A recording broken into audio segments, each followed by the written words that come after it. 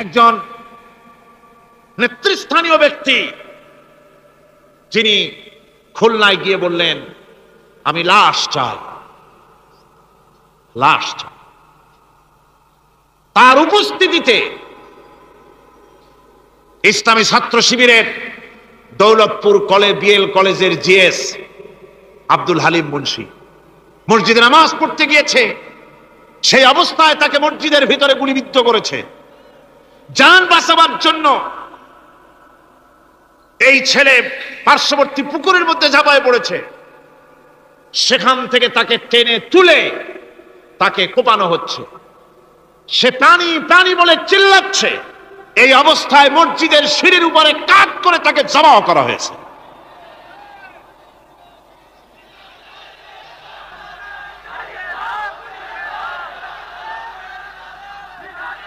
এরপরে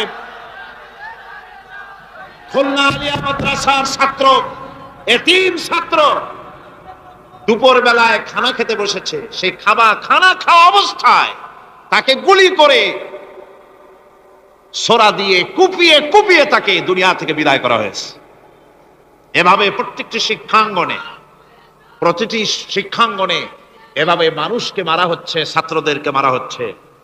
যারা মারছে আমি তাদের উদ্দেশ্যে বলতে চাই, যারা তোমরা মানুষ হত্যা করতেছো, পাখির মতো শিকার করতেছো, মনে রেখো আল্লাহর বিচার দু রকমের হয়। একটা হয় দুনিয়ায়, আর একটা হয় আখিরাতে।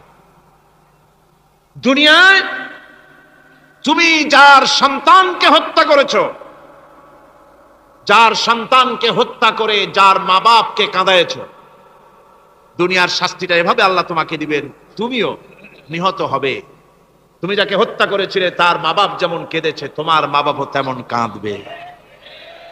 তুমি যদি কাউকে হত্যা করে তার স্ত্রীকে বিধবা করে থাকো, তোমাকেও আল্লাহ হত্যা করাবেন এবং তোমার স্ত্রীও বিধবা হবে। তুমি যদি কাউকে হত্যা করে তার সন্তানকে এতিম বানায় থাকো, অবশ্যই তুমিও নিহত হবে, নিহত হবে। আর তোমার সন্তানেরা এতিম হয়ে কাঁদবে, ভিক্ষাও মিলবে না, আল্লাহ এমন করে ছাড়বে। অন্যদেরকে তুমি যদি একটা গুলি করে কারো বুককে ঝাঁঝরা করে থাকো, অসংখ্য গুলি তোমার বুকটাকে ঝাঁঝরা করবে। আল্লাহর কসম, যেভাবে মানুষ মেরেছো এইভাবে এর থেকে নৃশংসভাবে তুমিও মরবে, কোনো সন্দেহ না। আল্লাহর এই বিচার হবে। সুতরাং আল্লাহর এই বিচারের কথা কোরআন থেকে যারা জানে তারা সন্ত্রাস করে না। এই জন্য কলেজ বিশ্ববিদ্যালয় সমূহে সন্ত্রাস হয়, মাদ্রাসাগুলিতে সন্ত্রাস হয় না বললেই চলে। কথা কি ঠিক বললাম না বাড়ায় বললাম? সন্ত্রাসের কারণে টাইটেল মাদ্রাসা বন্ধ হয়েছে কয়টা বাংলাদেশে? ফাজিল মাদ্রাসা কয়টা? দাখিল কয়টা? ইল্লা মাশাআল্লাহ দুই একটা হতে পারে কোথাও, কিন্তু তা হয় না। কারণ মাদ্রাসায় এই সব কথা পড়ানো হয় যা আমি বললাম।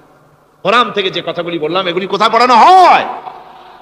আজকে যদি কলেজ বিশ্ববিদ্যালয় সমূহে কোরআন পড়ানো হতো, তাফসীর পড়ানো হতো, তাহলে বিশ্ববিদ্যালয় থেকে রবীন্দ্রনাথ আর সূর্য সেনের পা চাটা গোলামেরা বের হতো না, শহীদ তিতুমির বেরিয়ে আসতো, টিপু সুলতান বেরিয়ে আসতো, সালাউদ্দিন আইয়ুবী বেরিয়ে আসতো। কালেমার তাওহীদের দাওয়াত গ্রহণ করার সাথে সাথে অত্যাচারের স্টিম রোলার চাপিয়ে দিল কাফের বেঈমানেরা। মুসলমানেরা অত্যাচারিত হলেন, মার খাচ্ছেন, শহীদ হচ্ছেন, কষ্ট পাচ্ছেন তারা। এমত অবস্থায় রাসূল করিম সাল্লাল্লাহু আলাইহি ওয়াসাল্লাম একদিন কাবা শরীফের ছায়ায় বসেছিলেন, আরাম ফরমাচ্ছিলেন। এমন সময় হযরত খাব্বাব বিন আল-আরিত রাদিয়াল্লাহু তাআলা আনহু সেখানে উপস্থিত হলেন। তিনি বলছেন, শাকাওনা ইলা রাসূলিল্লাহি সাল্লাল্লাহু আলাইহি ওয়াসাল্লাম ওয়া হুয়া মুতাওয়াসসিদুন বুরদাতুন ফি জিল্লিল কাবা। আমি রাসূলের কাছে গেলাম, যে দেখলাম তিনি কাবা শরীফের ছায়ায় আরাম ফরমাচ্ছেন, চাদরকে বগলের তলায় দিয়ে তারপরে হাতার উপরে মাথা রেখে কাবা শরীফের ছায়ায় আরাম ফরমাচ্ছিলেন। ফাকুলনা আলা তাস্তানসিরু লানা আলা তাদউ লানা ইয়া রাসূলুল্লাহ, হে আল্লাহর রাসূল, আপনি কি আমাদের জন্য আল্লাহর কাছে সাহায্য কামনা করবেন না? আপনি কি আল্লাহর কাছে আমাদের জন্য দোয়া করবেন না? আমরা তো মার খেতে খেতে শেষ হয়ে গেলাম। আমাদেরকে না খাওয়ায় রাখতেছে, আমাদেরকে অত্যাচার করতেছে, আমাদেরকে আগুনের উপরে চিৎ করে শোয়ায় রাখতেছে, আমাদেরকে উটের পায়ের সাথে রশি দিয়ে বেঁধে মরুভূমির উপর থেকে তাড়িয়ে দেওয়া হচ্ছে। এই অত্যাচার আমাদের উপরে হতেছে। হে রাসূল, আপনি কি আমাদের জন্য দোয়া করবেন না? হাদিস শরীফে এসেছে, হুজুর সাল্লাল্লাহু আলাইহি ওয়াসাল্লাম সোজা হয়ে উঠে বসলেন। হুজুর বললেন, ও খাব্বাব, তোমাদের আগে এই জমিনে যারা দ্বীনের দাওয়াত নিয়ে এসেছিলেন, দ্বীনকে প্রতিষ্ঠিত করতে এসেছিলেন, তাদেরকে ওরা ধরত এবং তাদের জন্য মাটির ভিতরে গর্ত খনন করত, আর সেই গর্তের ভিতরে তাদেরকে কবর পর্যন্ত গেড়ে দিয়ে তাদের মাথার উপরে এরপরে সুম্মা ইউতা বিল মানশার, এরপরে করাত আনা হতো, ফায়ুদাউ আলা রাসিহি ফায়ুজআলু নিসফাইন, এরপরে সেই করাত দিয়ে তার মাথার উপরে চিরে জীবন্ত মানুষটাকে দ্বিখণ্ডিত করে ফেলানো হতো। বা ইয়াসুদ্দুহু যালিকা আন দীনিহি। ও খাব্বাব, এই চরম অত্যাচারের পরেও কোন একজন দ্বীনের দায়ী কেউ তার আল্লাহর দ্বীনের রাস্তা থেকে এক চুল পরিমাণ সরিয়ে দিতে পারে নাই। ওয়াল্লাহি খাব্বাব, আমি আল্লাহর নামে শপথ করছি, লা ইউতাম্মান্নাল্লাহু হাযাল আমরা হাত্তা ইয়াসিরা আর-রাকিবু মিন সানা ইলা হাযরামাউত। আমি আল্লাহর নামে কসম করে বলছি, সেদিন বেশি দূরে নয় যেদিন সানা থেকে হাযরামাউত পর্যন্ত লোকেরা চলাফেরা করবে, সওদাগরেরা যাবে, নারীরা চলবে, লা ইয়াখাফু ইল্লাল্লাহ, আল্লাহর ভয় ছাড়া মানুষের অন্তঃকরণে চোরের ভয়, ডাকাতের ভয়, জিনার ভয়, কোন ভয় জনগণের কলিজায় আর থাকবে না। ভয় থাকবে একটাই, সে ভয় হবে কার? আরো জোরে বলুন, কার ভয়? শুধুমাত্র আল্লাহ সুবহানাহু ওয়া তাআলা, তার ভয় মানুষের অন্তঃকরণে থাকবে, আর কারো ভয় থাকবে না। ওয়ালাকিন্নাকুম তাস্তাজিলুন, আসলে তোমরা বড্ড তাড়াহুড়ো করছো। তাড়াহুড়ো করো না, অপেক্ষা করো, ধৈর্য ধরো। অবশ্যই সেই সমাজ আসবে যে সমাজ নিরাপত্তাপূর্ণ, ভীতিহীন একটি সুন্দর সমাজ প্রতিষ্ঠিত হবে। আজও আমি আজকের জনতাকে বলতে চাই যে সন্ত্রাস চলছে বাংলাদেশে, মারামারি চলছে, হানাহানি চলছে, মানুষের জীবনের নিরাপত্তা নাই, শিক্ষাঙ্গনে ছাত্রদের জীবনের নিরাপত্তা নাই, লেখাপড়ার গ্যারান্টি নাই, রাস্তায় চলায় জীবনের নিরাপত্তা নাই। এই যে দুরবস্থা চলছে, সুদ, ঘুষ, জেনা, ব্যভিচার, হত্যা, অসদাচরণ, যা কিছু অমানবিক কার্যক্রম বাংলাদেশে চলছে, এই অবস্থা থাকবে না, এই পরিস্থিতি থাকবে না। এই পরিস্থিতি পরিবর্তন হবেই। এই সমাজ আমরা ভেঙে চুরে চুরমার করে দেব, নতুন এক সমাজ সৃষ্টি করব। সেই সমাজ হবে কোরআনের সমাজ, সেই সমাজ হবে জনাবে মুহাম্মদ রাসূলুল্লাহ সাল্লাল্লাহু আলাইহি ওয়াসাল্লামের সমাজ।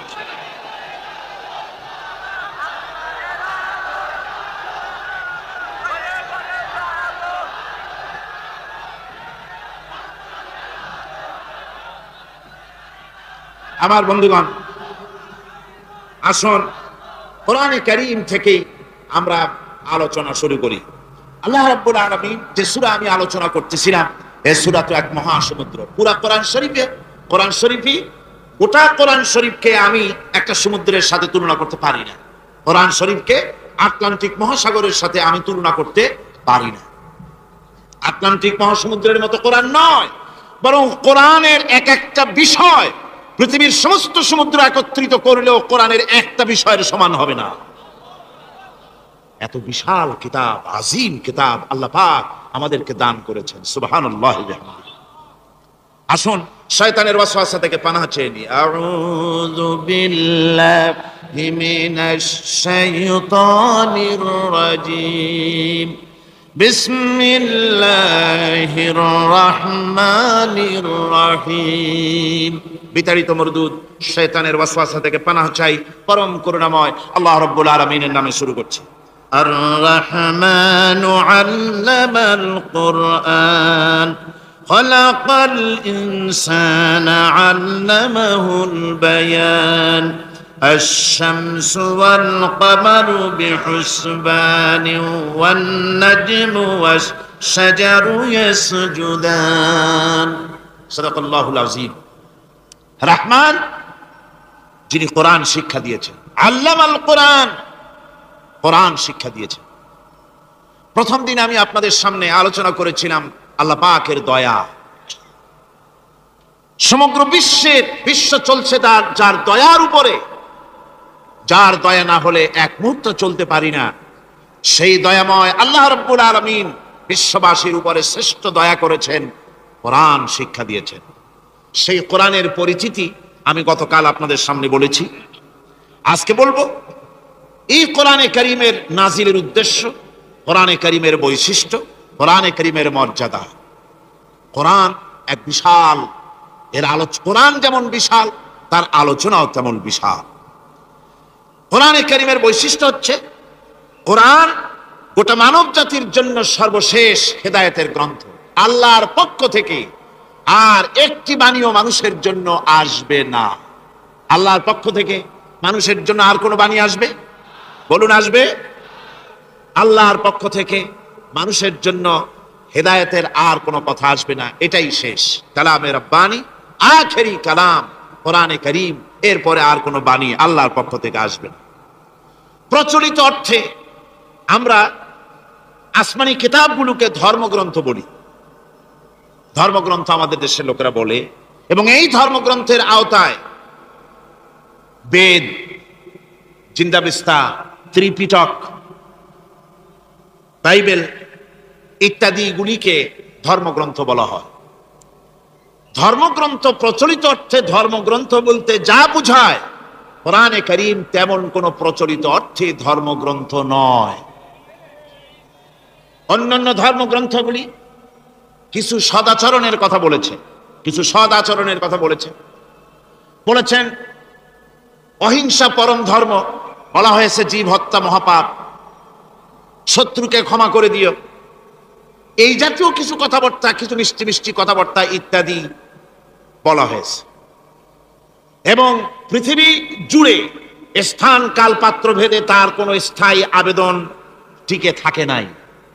কোরআন হচ্ছে সেই কিতাব, কোরআন হচ্ছে সেই গ্রন্থ যা প্রচলিত অর্থে ধর্মগ্রন্থ নয়, বরং কোরআন হচ্ছে একটি পূর্ণাঙ্গ জীবন বিধান, যাকে আরবিতে বলা হয় মুকাম্মাল নিজামে হায়াত, যাকে বলা হয় কমপ্লিট কোড অফ লাইফ, যাকে বলা হয় পূর্ণাঙ্গ একটি জীবন বিধান। কোরআন শরীফ এমন কিছু নাই যা কোরআন শরীফের মধ্যে বিধৃত হয়নি। সকল কথা আল্লাহ পাকের মধ্যে বলে দিয়েছেন। একেবারে এ কোরআনে কি নাই? সব আছে। কোরআন শরীফ পিঁপড়া থেকে শুরু করে হাতি পর্যন্ত কোরআনের ভিতরে সন্নিবেশিত করা হয়েছে। পিঁপড়ার নামে একটা সূরা আছে না? নাম কি? সূরা আন-নাম। আবার হাতির নামেও একটা সূরা আছে, নাম কি? সূরা ফিল। লোহার নামে সূরা আছে, মাকড়সার নামে সূরা আছে, মৌমাছির নামে সূরা আছে, মানুষের নামেও সূরা আছে। মানুষের ভেতরে দুটো শ্রেণী, পুরুষ এবং নারী, মহিলাদের কেউ বাদ দেওয়া হয় নাই, তাদের জন্য একটা সূরা আছে, নাম কি? তাহলে পিঁপড়া থেকে শুরু করে হাতি আর মানুষ, তার প্রয়োজনীয় যা কিছু, সব কিছুকে আল্লাহ পাক কোরআনে কারীমের মধ্যে সন্নিবেশিত করে দিয়েছেন। আমি অনেকবার এই কথা বলেছি, এটা কোনো কোরআন হাদিসের কথা নয়, এটা আমার ধারণার কথা, কোরআন হাদিসের কথা নয়। যেমন কোরআন শরীফের শুরু হয়েছে বিসমিল্লাহ দিয়ে। কি দিয়ে শুরু হয়েছে? বিসমিল্লাহ দিয়ে। প্রথম অক্ষরটা কি? বা। আর শেষ হয়েছে মিনাল জিন্নাতি ওয়ান নাস, শেষের অক্ষর কি? সিন। তাহলে কোরআনের প্রথম অক্ষর বা আর শেষের অক্ষর সিন, দুইটাকে জুড়ে দিলে কি হয়? বাস। আমার কাছে মনে হয় যেন কোরআনে কারীমের ভিতরে আল্লাহ রাব্বুল আলামিন পৃথিবীবাসীদের জন্য যা কিছু প্রয়োজন সবকিছু সন্নিবেশিত করে দিয়েছেন। শুরু করলেন বা দিয়া, শেষ করলেন সিন দিয়া, বাস করে দিলেন যেন বলা হলো, পৃথিবীর মানুষেরা, তোমাদের জন্য কিয়ামত পর্যন্ত যা কিছু দরকার সবগুলি আমি আল্লাহ রাব্বুল আলামিন কোরআনের মধ্যে ভরে দিয়েছি। বাস হয়ে গেছে, আর কিছুর প্রয়োজন নাই, আর কিছু প্রয়োজন নাই, সব আমি কোরআনে কারীমের ভেতরে সন্নিবেশিত করে দিয়েছি। সুতরাং কোরআনে কারীমের এই বৈশিষ্ট্য যে অন্য ধর্মগ্রন্থের মতো কোরআন শরীফ নাম সর্বস্ব একটি ধর্মগ্রন্থ নয়, এর মধ্যে রয়েছে মানুষের প্রয়োজনীয় সবকিছু। কোরআনের আরেকটি বৈশিষ্ট্য হচ্ছে যে অন্যান্য ধর্মগ্রন্থগুলির ভেতরে মানুষেরা হাত লাগাইছে, অপারেশন করেছে, বাড়াইছে কমাইছে, সর্বনাশ করে দিয়েছে, ইচ্ছে মতো বাড়াইছে কমাইছে। কমাতে কমাতে কম্বলের লোম বাঁচতে যেমন কিছু থাকে না, নিজেরা নিজেদের কথা ভিতরে ঢুকাতে ঢুকাতে আজকের বাইবেল আল্লাহর কথা শূন্য হয়ে গিয়েছে। বর্তমান পৃথিবীতে লুক, জহন, মার্ক, মথি, scripture, new testament, old testament, খ্রিস্টানদের ধর্মগ্রন্থ বলতে যা বুঝায়, এই পুরা ধর্মগ্রন্থ তাদের এই কিতাবগুলির ভিতরে আল্লাহ রাব্বুল আলামিনের একটি কথা নাই, সব তারা শেষ করে ফেলেছে। কোরআন এক্ষেত্রে ব্যতিক্রম। এই কোরআন একমাত্র কিতাব যা আজ পর্যন্ত অকৃত্রিম এবং অবিকৃত অবস্থায় বিশ্ব মানব সভ্যতার সামনে বিজয় গৌরব নিয়ে দেদীপ্যমান হয়ে আছে দ্বীপ্রহরের সূর্যের মতো, যার ভিতরে কোনো ভুল নাই, যার ভেতরে কোনো ত্রুটি নাই। কোরআনে কারীম তার আরেকটি বৈশিষ্ট্য হচ্ছে কোরআন একমাত্র গ্রন্থ যার ভাষা এবং সাহিত্য 1400 বছর ধরে এর ভিতরে কোনো কৃত্রিমতা ঘটেনি। আরবি ভাষা এবং সাহিত্যের সর্বোৎকৃষ্ট নমুনা হিসাবে কোরআন শরীফ টিকে আছে। পৃথিবীর কত ভাষা শেষ হয়ে গিয়েছে, কত ভাষা জন্মগ্রহণ করেছে আর মরে গেছে তার ঠিক নাই। ভাষার উন্নতি যত হচ্ছে, কোরআনে কারীম সমস্ত ভাষা এবং সাহিত্যের মানকে উতরে গিয়ে এমন এক জায়গায় কোরআনের ভাষা সাহিত্য পৌঁছে গেছে যাকে স্পর্শ করা পৃথিবীর কোনো ভাষার পক্ষে সম্ভব নয়। কোরআন এক জীবিত ভাষা, জীবন্ত ভাষা। কোরআন আরবি ভাষা পৃথিবীর অন্তত 38টি দেশের রাষ্ট্রভাষা, স্টেট ল্যাঙ্গুয়েজ আরবি ভাষা। এই আরবি ভাষা আল্লাহ পাক এই কোরআন নাজিল করেছেন, এর মজা ফুরায় না, এর সাহিত্যের মান ফুরায় না। এটা হচ্ছে কোরআনে কারীমের আরেকটি বৈশিষ্ট্য। কোরআনে কারীমের অন্যান্য বৈশিষ্ট্যের ভেতরে আরেকটি বৈশিষ্ট্য হচ্ছে যে এ কোরআনে কারীম একমাত্র কিতাব যেই কিতাবের ভেতরে রয়েছে কোরআনের অনুসারী তাদের নাম এবং কোরআনের অনুসারী তাদের ধর্মের নাম গ্রন্থের ভেতরে আছে, যা অন্য কোনো কিতাবের মধ্যে নাই। সেটা হচ্ছে আমরা যে মুসলমান তা কোথায় পেলাম? আমরা যে মুসলমান এই পরিচিতি কোথায় পেলাম? হুয়া সাম্মাকুমুল মুসলিমিন, এই মুসলমান নাম আল্লাহ কোরআন শরীফে ব্যবহার করেছেন। তিনি আমাদের নাম দিয়েছেন, আমরা মুসলমান। আমরা কি মুসলমান? আমাদের নাম এই কিতাবের মধ্যে রয়েছে। আমাদের জীবন ব্যবস্থার নাম, ধর্মের নামও ইন্নাদ-দীনা ইনদাল্লাহিল ইসলাম, ইসলামের নাম, মুসলমানের নাম কোরআনে কারীমের মধ্যে রয়েছে, যা অন্য কোনো ধর্মগ্রন্থের মধ্যে নাই। হিন্দু, খ্রিস্টান, বৌদ্ধ এ সমস্ত নাম তাদের নিজেদের বানানো নাম, তাদের ধর্মগ্রন্থের ভিতরে সব নামের কোনো পাত্তা নাই। কোরআনে কারীমের আরেকটি বৈশিষ্ট্য হচ্ছে কোরআন বিশ্বের সর্বাধিক পঠিত গ্রন্থ। এত বেশি পড়া হয়েছে, এ কোরআন পড়া হচ্ছে, এত বেশি পৃথিবীর কোন বই আজ পর্যন্ত পড়া হয় নাই আর হবেও না। কোরআনে কারীমের আরেকটি বৈশিষ্ট্য হচ্ছে এই বিশাল ধর্মগ্রন্থ, এই বিশাল জীবন ব্যবস্থা, এই বিশাল কিতাব মানুষেরা মুখস্থ করেছে। আপনি আমাকে বলেন, নিজের ভাষা নয়, নিজের মায়ের ভাষা নয়, এমন এক বিশাল কিতাব মানুষ মুখস্থ করতে পেরেছে, এর কোন নমুনা আছে দুনিয়ায়? এর কোন নমুনা আছে? মাতৃভাষা নয়, অথচ পৃথিবীর ইংরেজ হোক, উর্দুভাষী হোক, ল্যাটিন হোক, তেলুগু হোক, ডাচ হোক, ফ্রান্স হোক, যে কোনো ভাষা, বাংলা ভাষা হোক, সমস্ত ভাষার লোকেরা কোরআনে কারীমকে মুখস্থ করতেছে। সুবহানাল্লাহি বিহামদিহি। আমাদের দেশেও লক্ষ লক্ষ হাফেজে কোরআন বর্তমান রয়েছে। এটা হচ্ছে কোরআনে কারীমের আরেকটি বিরাট রকমের বৈশিষ্ট্য। কোরআনে কারীমের অফুরন্ত বৈশিষ্ট্যের ভেতরে এটাও একটি, কোরআন হচ্ছে একটি বিরাট মুজিজা। কোরআন একটি মুজিজা। কোরআন একটি কি? মুজিজা। দুনিয়ায় যত নবী আল্লাহ পাঠিয়েছেন, সমস্ত নবীদেরকে তিনটা জিনিস দিয়েছেন। কয়টা জিনিস কন্ত? তিনটা। ওয়াহি, হুসনে খুলক আর মুজিজা। একটা হচ্ছে ওহী, আরেকটা হচ্ছে উন্নত মানের চরিত্র, আরেকটা হচ্ছে কি? মুজিজা। এই মুজিজা সকল নবীকে দেওয়া হয়েছে। মুজিজা হচ্ছে সমকালীন যুগের বড় যে কোনো শক্তিকে দুর্বল করে দেয়, যে কোনো জিনিসকে দুর্বল করে দেওয়ার মতো ক্ষমতা রাখে যে জিনিস, তার নাম মুজিজা। মুসা আলাইহিস সালামের জামানায় জাদুর প্রভাব ছিল। তখন আল্লাহ রাব্বুল আলামিন মুসা আলাইহিস সালামকে একটা মুজিজা দিলেন। কি দিলেন? আল্লাহ রাব্বুল আলামিন বললেন, ওয়ামা তিলকা বিয়ামিনিকা ইয়া মূসা, মূসা তোমার ডান হাতে ওটা কি? তিনি বললেন এটি একটি লাঠি। আল্লাহ পাক বললেন, লাঠি তো ঠিকই, কিন্তু এর মধ্যে আরো এক ক্ষমতা আছে, তুমি জানো না, লাঠিকে ফেলে দাও। লাঠি ফেলে দিলেন, কি হয়ে গেল? হিয়া হাইয়াতুন তাসআ, বিরাট এক সাপে পরিণত হয়ে গেল। এই সাপ নিয়ে, এই লাঠি নিয়ে তিনি জাদুকরদের মোকাবেলা করলেন। জাদুকরেরা বলল, আপনি আগে দেখাবেন জাদু না আমরা দেখাবো আগে? মুসা আলাইহিস সালাম বললেন, তোমরা আগে দেখাও। তারা জাদু মন্ত্রপুত করে আশেপাশের সব জিনিসগুলিকে বাঘ, সিংহ ইত্যাদি বানিয়ে ফেললো। এগুলি ঝাঁপিয়ে পড়লো মুসা আলাইহিস সালামের উপরে। ক্ষণিক সময়ের জন্য মুসা আলাইহিস সালাম ঘাবড়ে গেলেন। আল্লাহ রাব্বুল আলামিন হযরতে মুসাকে ডেকে বললেন, মুসা রে, ভয় পাওয়ার কোনো কারণ নাই। প্রতিষ্ঠিত একটি সরকারের বিরুদ্ধে তোমাকে নামায় দিয়া ময়দানে তোমাকে আমি একা ছেড়ে দেই নাই। আমি আল্লাহ রাব্বুল আলামিন তোমার সাথে আছি। হাতের লাঠি ছেড়ে দাও।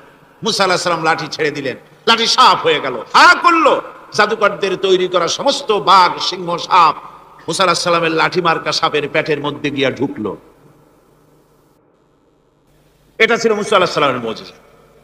হযরত দাউদ আলাইহিস সালামের মুজিজা ছিল, আল্লাহ রাব্বুল আলামিন তাকে মুজিজা দিয়েছিলেন, গলার সুন্দর আওয়াজ দিয়েছিলেন। তিনি যখন জাব্বুর শরীফ তেলাওয়াত করতেন, উড়ন্ত পাখিরা ওড়া বন্ধ করে চতুর্দিকে বসে আল্লাহর কালাম শুনত।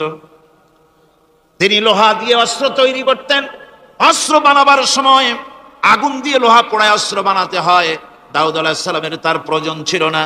তিনি যখন লোহা হাতির ভিতরে নিয়ে চাপ দিতেন, লোহা পানি হয়ে আঙ্গুলের ফাঁক দিয়ে গলে পড়ে যেত। এটা ছিল তার মুজিজা। হযরত সুলাইমান, আল্লাহ রাব্বুল আলামিন তাকে মুজিজা দান করলেন। কোরআনে কারীমের ভিতরে রব্বুল আলামিন বলেন, হযরত সুলাইমান আলাইহিস সালাম সকাল বেলায় বিনা মেশিনে, বিনা ইঞ্জিনে তক্তার উপরে বসে যেতেন। তক্তা 1 মাসের পথ অতিক্রম করত। আবার সন্ধ্যা বেলায় বসতেন, এই তক্তা আর 1 মাসের পথ অতিক্রম করে যেত। ঈসা আলাইহিস সালামের মুজিজা ছিল, জন্মান্ধের চোখের উপরে হাত বুলিয়ে দিতেন, সঙ্গে সঙ্গে চোখ ভালো হয়ে যেত। কুষ্ঠব্যাধিগ্রস্ত লোকের গায়ে হাত বুলাতেন, সঙ্গে সঙ্গে কুষ্ঠব্যাধি ভালো হয়ে যেত। এই হলো তাদের মুজিজা। পয়গম্বরেরা বিদায় হয়ে গেলেন, মুজিজা বিদায় হয়ে গেল। দাউদ আলাইহিস সালাম বিদায় হলেন, মুজিজার সাথে নিয়ে গেলেন। তার উম্মতেরা ওই লোহাগুলি আর কেউ গলাতে পারে নাই, আজও কেউ গলাতে পারে না, হাত দিয়া চেপে ধরে। সুলাইমান আলাইহিস সালাম দুনিয়া থেকে বিদায় হয়ে গেছেন, মুজিজা নিয়ে কবরে চলে গেছেন। আজ আর তার অনুসারীরা অথবা দুনিয়ার কোন মানুষ বিনা ইঞ্জিনে তক্তায় বসে আর হাওয়ায় উঠতে পারবে না। মুসা আলাইহিস সালাম বিদায় হলেন, লাঠির মুজিজা চলে গেল। তার উম্মতেরা, তার অনুসারীরা কিয়ামত পর্যন্ত যদি 1000 চেষ্টা চালায়, লাঠিকে আর কোনোদিন সাপে পরিণত করতে পারবে না। ঈসা আলাইহিস সালাম, আল্লাহ রাব্বুল আলামিন তাকে উঠায় নিলেন, মুজিজা তিনি সাথে নিয়ে গেলেন। আজ তার কোটি কোটি, শত শত কোটি উম্মতেরা, দুনিয়ায় যারা তার উম্মত দাবি করে, খ্রিস্টানেরা, হাজারো যদি চেষ্টা চালায়, তবুও জন্মান্ধের চোখের উপরে হাত বুলিয়ে চোখ আর ভালো করতে পারবে না। কুষ্ঠব্যাধিগ্রস্ত লোকের গায়ে হাত বুলিয়ে কুষ্ঠব্যাধি ভালো করতে পারবে না। তার মানে হলো, নবীরা যে যা যত মুজিজা পেয়েছিলেন, জীবদ্দশায় মুজিজা কাজে লেগেছে। দুনিয়া থেকে বিদায় হয়েছেন, মুজিজার সাথে নিয়ে গেছেন। কিন্তু আপনার আমার নবী, বিশ্ব নবী জনাব মুহাম্মদ রাসূলুল্লাহ সাল্লাল্লাহু আলাইহি ওয়াসাল্লামের কাছে আল্লাহ রাব্বুল আলামিন তাকে যত মুজিজা দিয়েছিলেন, 3000-এর উপরে আল্লাহর নবীর মুজিজা ঘটেছিল 23 বছরের নবুয়তের জীবনে। তার মধ্যে শ্রেষ্ঠ মুজিজা হতেছে কোরআন মাজিদ। আল্লাহর নবী বিদায় হয়ে গেলেন, মুজিজা সাথে নিয়ে যান নাই, মুজিজা রেখে গেলেন দুনিয়ায়। কিয়ামত পর্যন্ত দুনিয়াবাসী, নবীর উম্মতেরা কোরআনের মুজিজা ব্যবহার করতে পারবে। কোরআনে কারীম রাসূল কারীম সাল্লাল্লাহু আলাইহি সাল্লামের জীবনের শ্রেষ্ঠ মুজিজা। মানুষ পাগল হয়ে গেছে কোরআন শুনে। সুতরাং কোরআনের বৈশিষ্ট্য সকল দিক থেকে এক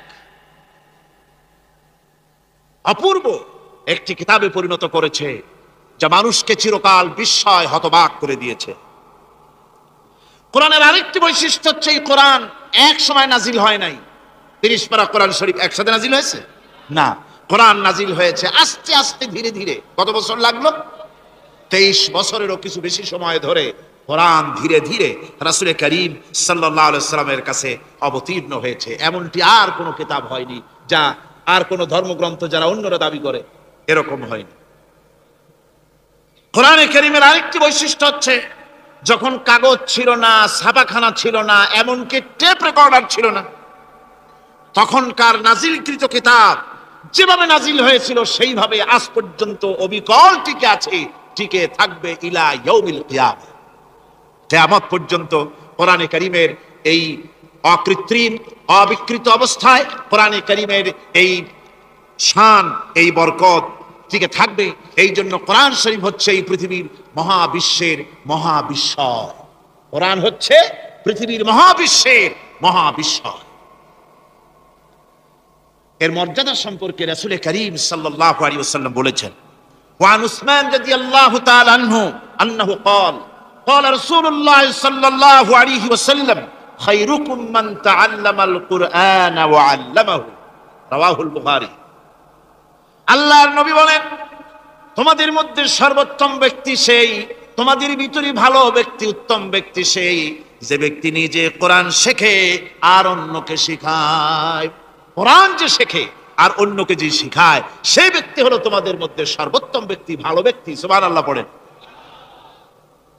কোরআনে কারীমের এই মর্যাদা সম্পর্কে রাসূল করিম সাল্লাল্লাহু আলাইহি ওয়াসাল্লাম বলেছেন, দুই ব্যক্তিকে, দুই শ্রেণীর লোককে ঈর্ষা করা যায়। অমুকে বিরাট বাড়ি করেছে, সে বাড়ি থেকে হিংসা হয়, আমি ওরকম বাড়ি করব, অমুকের মতো নেতা হব, অমুকের মতো বড় লোক হতে হবে। পরশ্রী কাতরতা অথবা ঈর্ষা করা, এরকমের ঈর্ষা করা জায়েজ নাই। রাসূলুল্লাহ বলেছেন দুই ব্যক্তির সঙ্গে ঈর্ষা করা যায়। আন ইবনে উমর রাদিয়াল্লাহু তাআলা আনহু আন্নাহু قال قال رسول الله صلى الله عليه وسلم لا حسد الا على الاثنين। দুই ব্যক্তি ছাড়া অন্য কারো সাথে হিংসা করা যায় না, রিস্ক করা যায় না। কোন কোন ব্যক্তি? রাজুলুন আতাহুল্লাহুল কুরআন ফাহুয়া ইয়াকুমু বিহি আনা আল-লাইলি ওয়া আনা আন-নাহার।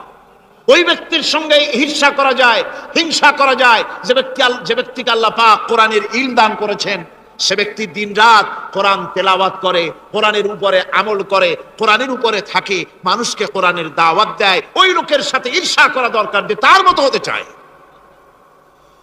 ওয়ারাজুলুন আতাহুল্লাহু মালান ফাহুয়া ইউনফিকু মিনহু আনা আল-লাইলি ওয়া আনা আন-নাহার মুত্তাফাকুন আলাইহি। বুখারী মুসলিমের হাদিস। রাসূলুল্লাহ বলছেন, অন্য আরেক ব্যক্তি হচ্ছে যে ব্যক্তিকে আল্লাহ পাক মাল দিয়েছেন, সম্পদ দিয়েছেন, ওই ব্যক্তি তার মাল আর সম্পদকে দিন রাত দুহাতে আল্লাহর রাস্তায় খরচ করে, তার মতো হওয়ার জন্য তার সাথে ঈর্ষা করা যেতে পারে। আমার বন্ধুগণ, এই কোরআন হচ্ছে এমন এক কিতাব যে কোরআনকে নিয়ে যারা অগ্রসর হয় আল্লাহ তাদেরকে বাড়ায় দেন, আর কোরআনের সাথে যারা হিংসা করে, বিদ্বেষ করে, আল্লাহ তাদেরকে অধঃপাতিত করে দেন। عن عمر بن الخطاب رضي الله تعالى عنه أنه قال قال رسول الله صلى الله عليه وسلم إن الله يرفع بهذا الكتاب أقواما ويضع به آخرين رواه مسلم। হযরত ওমর রাদিয়াল্লাহু তাআলা আনহু বলছেন যে আল্লাহ পাক এই কোরআনের সাহায্যে এক শ্রেণীর লোককে প্রতিষ্ঠিত করবেন দুনিয়ার বুকে, এবং আখিরাতেও আরেক শ্রেণীর লোককে করবেন অধঃপাতিত। যারা কোরআনের সাথে বিরোধিতা করবে, তারা যদি হিরো হয়, আল্লাহ তাদেরকে জিরো বানাবেন। কি বানাবেন? জোরে কান, জোরে কান, কি বানাবেন? জিরো বানিয়ে দিবেন। আর কোরআনকে নিয়ে যারা আগ বাড়ে, তারা যদি জিরো হয়, আল্লাহ পাক তাদেরকে কি বানায় দেন? কোরআনের সাথে বিরোধিতা আজকে নতুন কিছু নয়, আবহমান কাল থেকে কোরআনের সাথে চলছে বিরোধিতা। বিশ্বকবি, কবি সম্রাট আল্লামা ইকবাল, আল্লাহ তাকে জান্নাতুল ফেরদাউস নসিব করুন, সবাই বলুন আমিন। আল্লামা ইকবাল বলেছেন, सतीजा कर रहा है असल से ताइमरोज, सतीजा कर रहा है असल से ताइमरोज, चरागे मुस्तफा भी से शरारे बुलहबीस। মুহাম্মদ সাল্লাল্লাহু আলাইহি ওয়াসাল্লামের দ্বীপ শিকার সাথে, আল্লাহর দ্বীনের সাথে আবু জাহাল, আবু লাহাবের অগ্নিস্ফুলিঙ্গের সংঘর্ষ আবহমান কাল থেকে লেগে এসেছে, কিন্তু ওদের এই অগ্নিস্ফুলিঙ্গের টক্কর লেগে মুহাম্মদ সাল্লাল্লাহু আলাইহি ওয়াসাল্লামের টিম টিম করে জ্বলে ওঠা এই প্রদীপটি প্রচন্ড ঝোড়ো হাওয়ার মুখে, টর্নেডো আর গর্কির মুখে নিভে যায়নি, জ্বলছে, জ্বলবে কিয়ামত পর্যন্ত। এটাকে নিভাবার ক্ষমতা বিশ্বের কোনো মানুষের নাই। ফু দিয়ে কেউ যদি নিভাতে চায়, চেহারা শুদ্ধ, মাথা শুদ্ধ, পুড়ে ছাই হয়ে যাবে, কোরআনের আলোকে নির্বাপিত করতে পারবে না।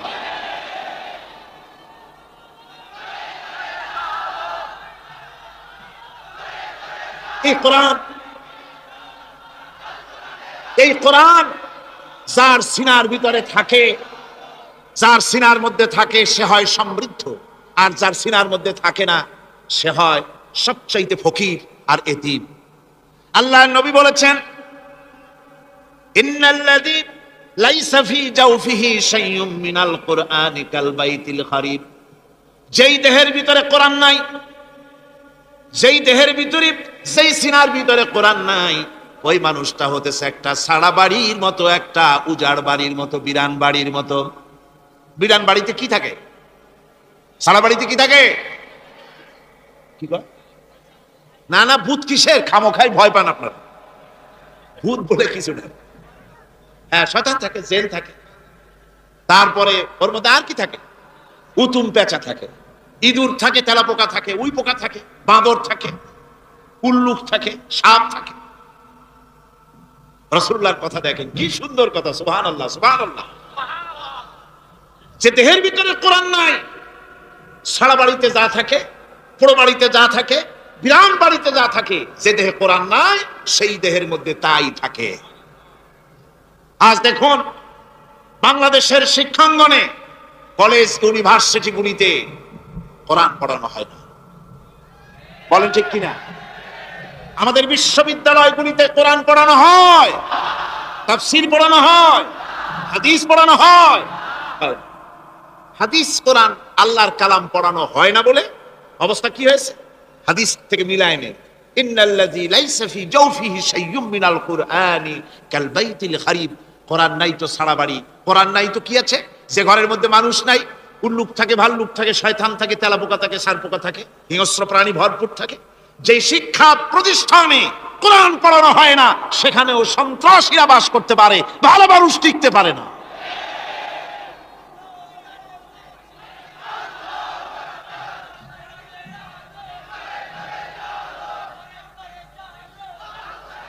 এই জন্য কোরআন যেখানে পড়া হয় না সেটা কবরের তুল্য, কোরআন যেখানে তেলাওয়াত হয় না সেটা কিসের তুল্য? কবরের তুল্য। আল্লাহর নবী বলেছেন, আন আবি হুরায়রা রাদিয়াল্লাহু তাআলা আনহু আন্নাহু ক্বাল ক্বালা রাসূলুল্লাহ সাল্লাল্লাহু আলাইহি ওয়াসাল্লাম লা তাজআলু বুয়ুতাকুম মাকাবির, রাওয়াহু মুসলিম। আল্লাহর নবী বলেন, তোমাদের ঘরগুলিকে তোমরা কবর বানায়ো না। অর্থাৎ যে ঘরের মধ্যে কোরআনে কারীম তেলাওয়াত হয় না সেটা কবরের সমতুল্য, কবরের সমতুল্য। আগে আমাদের ঘর সমূহে যখন ছোট ছিলাম তখন দেখতাম ঘরে ঘরে কোরআন তেলাওয়াত হতো, ঠিক না? প্রত্যেকটা ঘরের জানালা দিয়া সকালবেলায় আওয়াজ আসতো, আউযু বিল্লাহি মিনাশ শাইতানির রাজীম, বিসমিল্লাহির রাহমানির রহিম, তেলাওয়াতের আওয়াজ ভেসে আসতো। আজ আর এই অবস্থা নাই। আজ ভদ্রলোকের বাড়ির সামনে দিয়ে হেঁটে যাবেন, সকালবেলা কিসের তেলাওয়াত? জনমের ঘুম ঘুমায়, পাইকারি দরে ঘুমায়, ফজরের নামাজ নাই। শহরের অবস্থা, অধিকাংশ বাড়িতে ফজরের নামাজ হয় না। ডিসেন্টিনার মাধ্যমে, আগে তো শুধু বাংলাদেশের ছবি, ডিসেন্টিনার মাধ্যমে সারা পৃথিবীর শয়তানি আর বদমাশি ঘরে বসে গেলা যায়। উপকারিতা এবং অপকারিতা দুটোই আছে। নিউজ দেখা যায়, সাথে সাথে আবার নিউজের সাথে আরো বাজে কিছু দেখা যায়। এগুলো দেখতে দেখতে রাত শেষ হয়ে আসে, ঘুমায় জনমের মতো, এক ঘুমে বেলা 9টা আর 10টা। কিসের ফজরের নামাজ আর কি এর কোরআন শরীফ তেলাওয়াত করে? এরপরে উঠলো 9টা 10টার সময়, উঠে তারপরে গানের মাস্টার এসে গেছে। তখন ইতিমধ্যেই গানের মাস্টার এসে গেছেন। কি দুর্ভাগ্যজনক সত্য কথা, ইংরেজি যে টিচার পড়ান, অঙ্ক যে টিচার করান, সপ্তাহে 3 ঘন্টা পড়াবেন, বেতন 2500 টাকা। আর প্রতিদিন সকালবেলা এসে যদি কোনো মুসলমান কোনো একজন মৌলভী সাহেব, হাফেজ সাহেবকে রাখেন কোরআন তেলাওয়াত করাবার জন্য, কোরআন পড়াবার জন্য সন্তানকে, প্রতিদিন আসতে হবে, প্রতিদিন 2 ঘন্টা পড়াতে হবে, আর মাসের শেষে বেতন 500 টাকা। কোরআনে কারীমের সাথে এই আচরণ। ও, আমি বেশি বলে ফেলেছি। যাদের অভিজ্ঞতা আছে তারা বলছেন 200 টাকা। এরপরে অঙ্ক ইংরেজি তো কাজে লাগে, ভালো কথা। তারপরে গানের মাস্টার আসছেন, তিনি শিখাবেন কি? রবীন্দ্রসঙ্গীতের প্যানপ্যানানি, যা শুনলে পরে কানে ময়লা জমে যেতে পারে, যে গান শুনলে জীবিত মানুষ মৃত্যু হয়ে যায়। নজরুলের কথা শেখানো হবে না, তাহলে সেটা হবে সাম্প্রদায়িকতা। গানের মাস্টারকে, নাচের মাস্টারকে 5,000 টাকা, 10,000 টাকা পর্যন্ত বেতন দেওয়া হয়। এ জাতির জন্য আল্লাহর রহমত কেমনে আসবে? কি কারণে আসবে? কোরআনের সাথে এই বেয়াদবি আমরা করেছি। ঘরগুলিকে, আজকে আমাদের ঘরগুলিকে আমরা কবরস্থানে পরিণত করে দিয়েছি। কোরআন তেলাওয়াত হচ্ছে।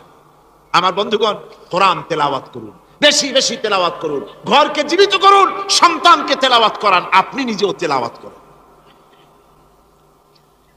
কোরআনে কারীম যারা তেলাওয়াত করবেন তাদের সম্পর্কে আল্লাহর নবী বলেন, মান ক্বারাআল কুরআনা ফাস্তাযহারাহু ফাহাল্লা হালালাহু ওয়া হারামা হারামাহু আদখালাহুল্লাহুল জান্নাহ। আল্লাহর নবী বলেন, যে ব্যক্তি কোরআন শরীফ তেলাওয়াত করবে এবং কোরআনের হালাল অনুযায়ী হালালকে মেনে চলবে, হারাম অনুযায়ী হারাম থেকে ফিরে থাকবে, এরকম কোরআনের উপরে যে তেলাওয়াত করবে আর আমল করবে, আল্লাহ রাব্বুল আলামিন কিয়ামতের দিন তাকে জান্নাতের ভিতরে প্রবেশ করাবেন। শুধু বেহেশতে যাবে না, ওয়াসাফাহু ফি আশরাতিন মিন আহলি বাইতিহি কুল্লুহুম কাদ ওয়াজাবাত লাহুন নার। নবীজি বলেন, এই কোরআনে কারীমের বরকতে কিয়ামতের দিন ওই ব্যক্তি তার রক্ত সম্পর্কিত 10 জন আত্মীয়র ব্যাপারে সুপারিশ করার জন্য তৌফিক পাবে আল্লাহর দরবারে।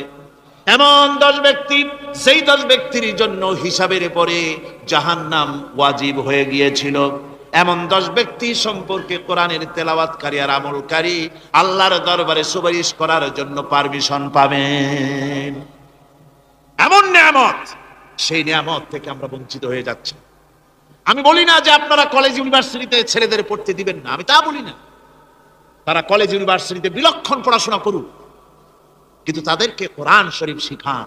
লক্ষ লক্ষ টাকা খরচ করলেন ছেলের পেছনে, কিন্তু কোরআন শিখালেন না। আপনি মরে গেলে আপনার জানাজাটা পড়বে, এ তৌফিকও সে পেল না। জানাজার ইমামতি তো দূরের কথা, জানাজার নিয়ত জানে না, পাক পবিত্রতা জানে না।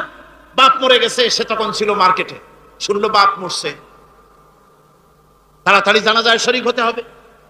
প্যান্টও পাক নাই, যেহেতু পেশাবের যখন বেগ এসেছিল দেওয়ালের পাশে দাঁড়াইয়া কাম সারছে, দোয়া মোছার কাম নাই, মাথায় টুপি নাই, নাক মোছা রুমাল ছিল পকেটে, রুমালটা মাথায় দিয়া দাঁড়ায় গেল, আল্লাহু আকবার।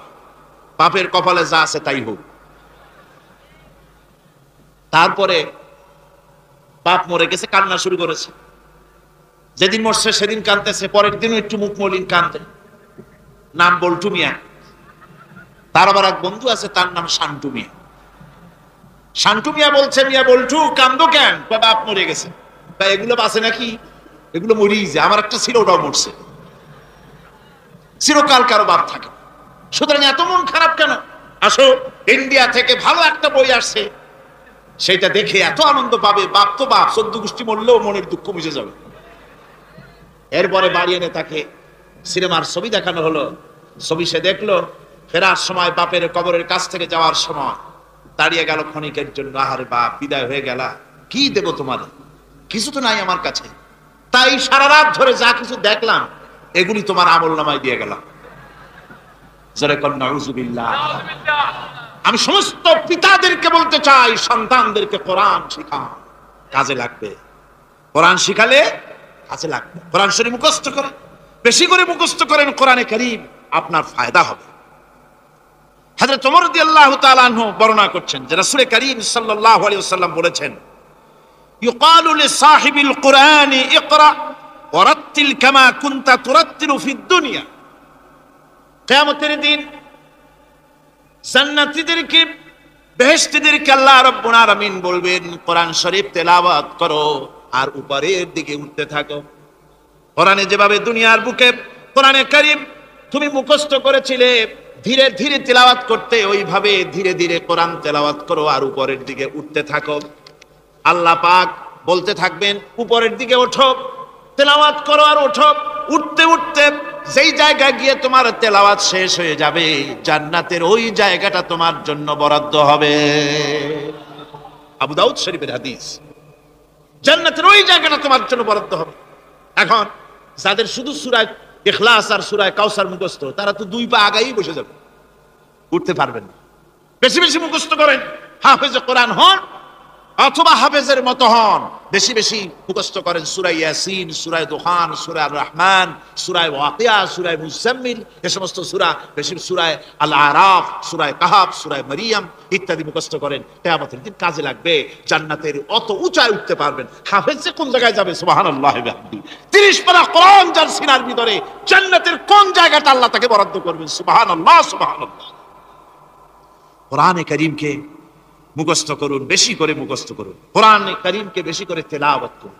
এই কোরআনে কারীমকে যারা বেশি করে তেলাওয়াত করবে, তেলাওয়াত করতে গিয়ে যারা আল্লাহর কাছে কিছু চাওয়ার সময় পাবে না, তাদের সম্পর্কে রাসূল করিম সাল্লাল্লাহু আলাইহি ওয়াসাল্লাম বলেছেন হাদিসে কুদসি, হাদিসে কুদসি রাসূল করিম সাল্লাল্লাহু আলাইহি ওয়াসাল্লাম বলেছেন, ইয়াকুলুর রাbb তাবারাকা ওয়া তাআলা মান শাগালাহুল কুরআন আন যিকরি মাসআলাতি আতাইতুহু আফজালা মা উতিয়াস সাইলিন।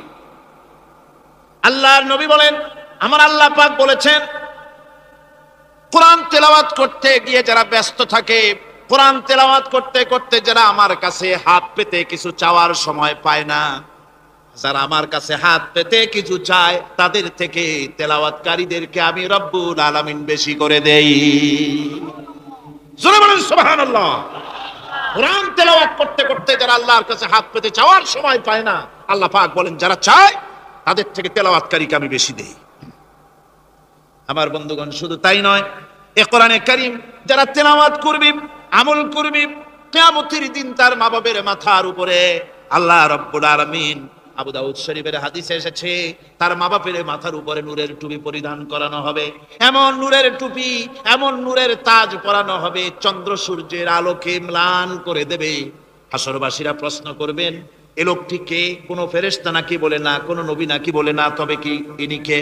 জবাব হবে, ইনি হচ্ছেন সেই ব্যক্তি যিনি তার সন্তানদেরকে কোরআন শিখিয়েছিলেন। কোরআন শিখানোর কারণে আল্লাহ রাব্বুল আলামিন আজ তার মা বাপের মাথার উপরে নূরের টুপি পরিধান করে হাসরের ভিতরে মর্যাদা দিলেন।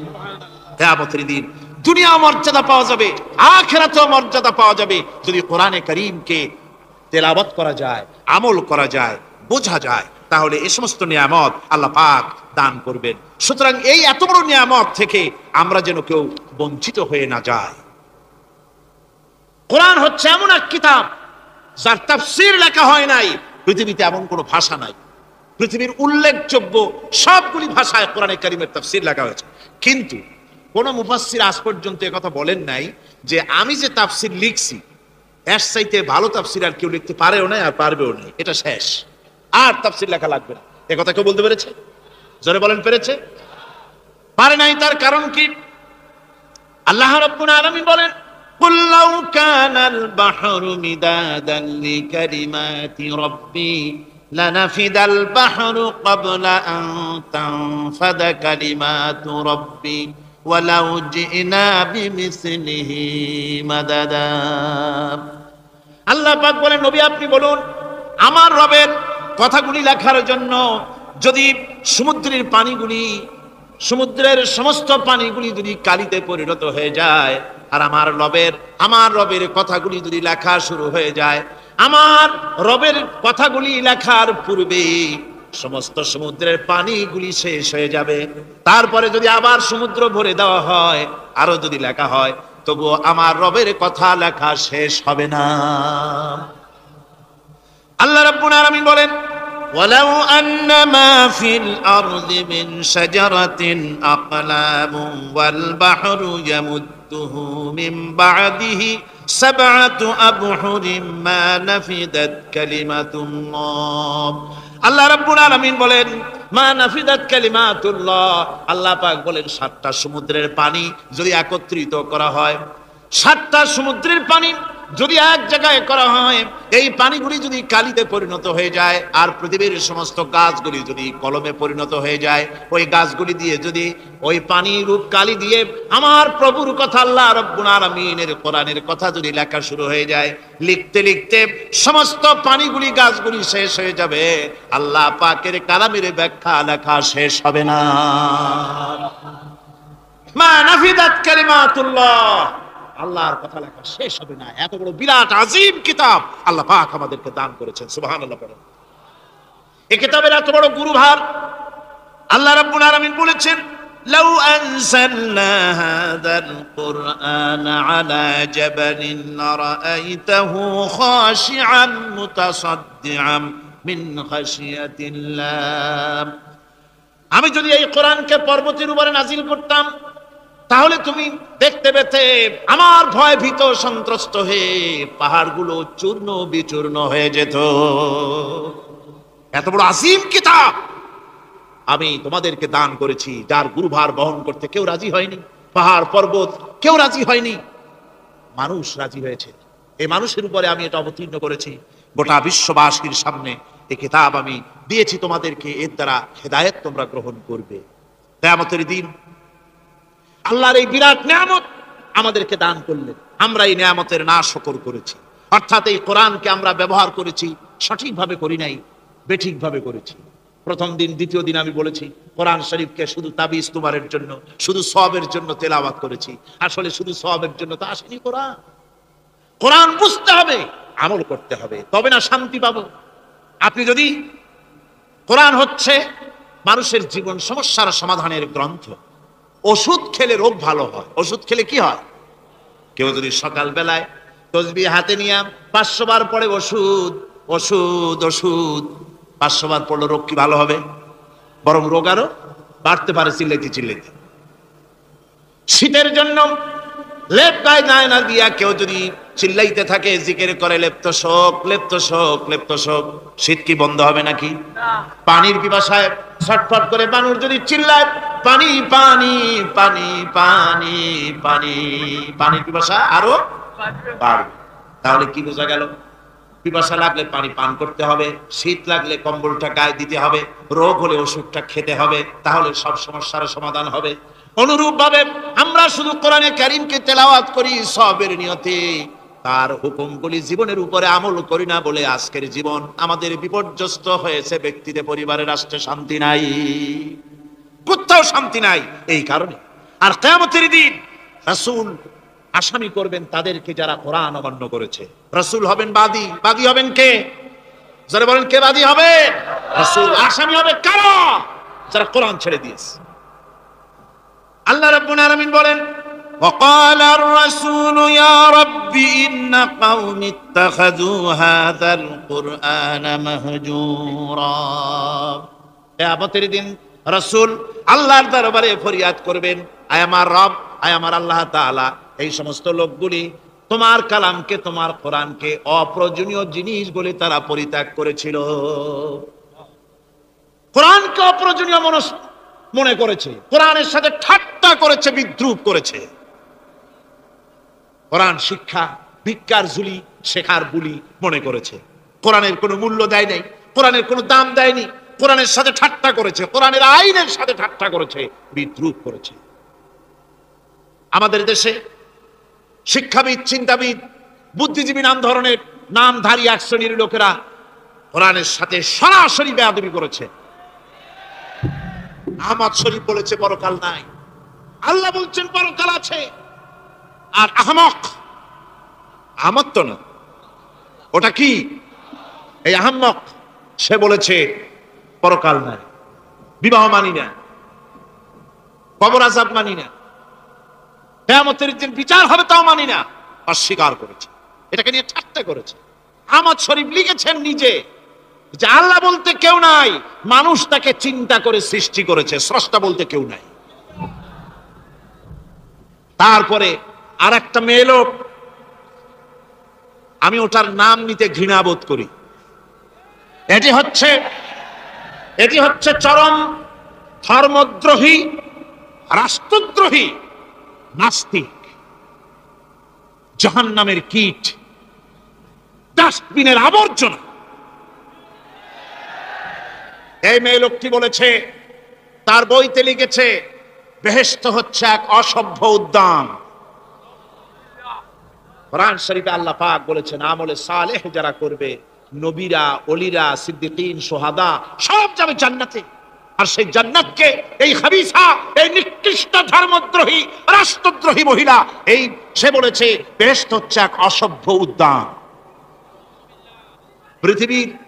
পৃথিবীর অতৃপ্ত বহুগামী পুরুষেরা তাদের থাকার জায়গা হবে ওই বেহেশতের মধ্যে। যেরকম নাউজুবিল্লাহ। এই মেয়ে লোকটি সমগ্র নারী জাতির কলঙ্ক। ভারত, বাংলাদেশের শ্রেষ্ঠ শত্রু ভারত, এই শয়তানকে পয়সা দিয়া পুষতেছে। কলকাতায় দাওয়াত দিয়ে আনন্দ পুরস্কার দিয়েছে।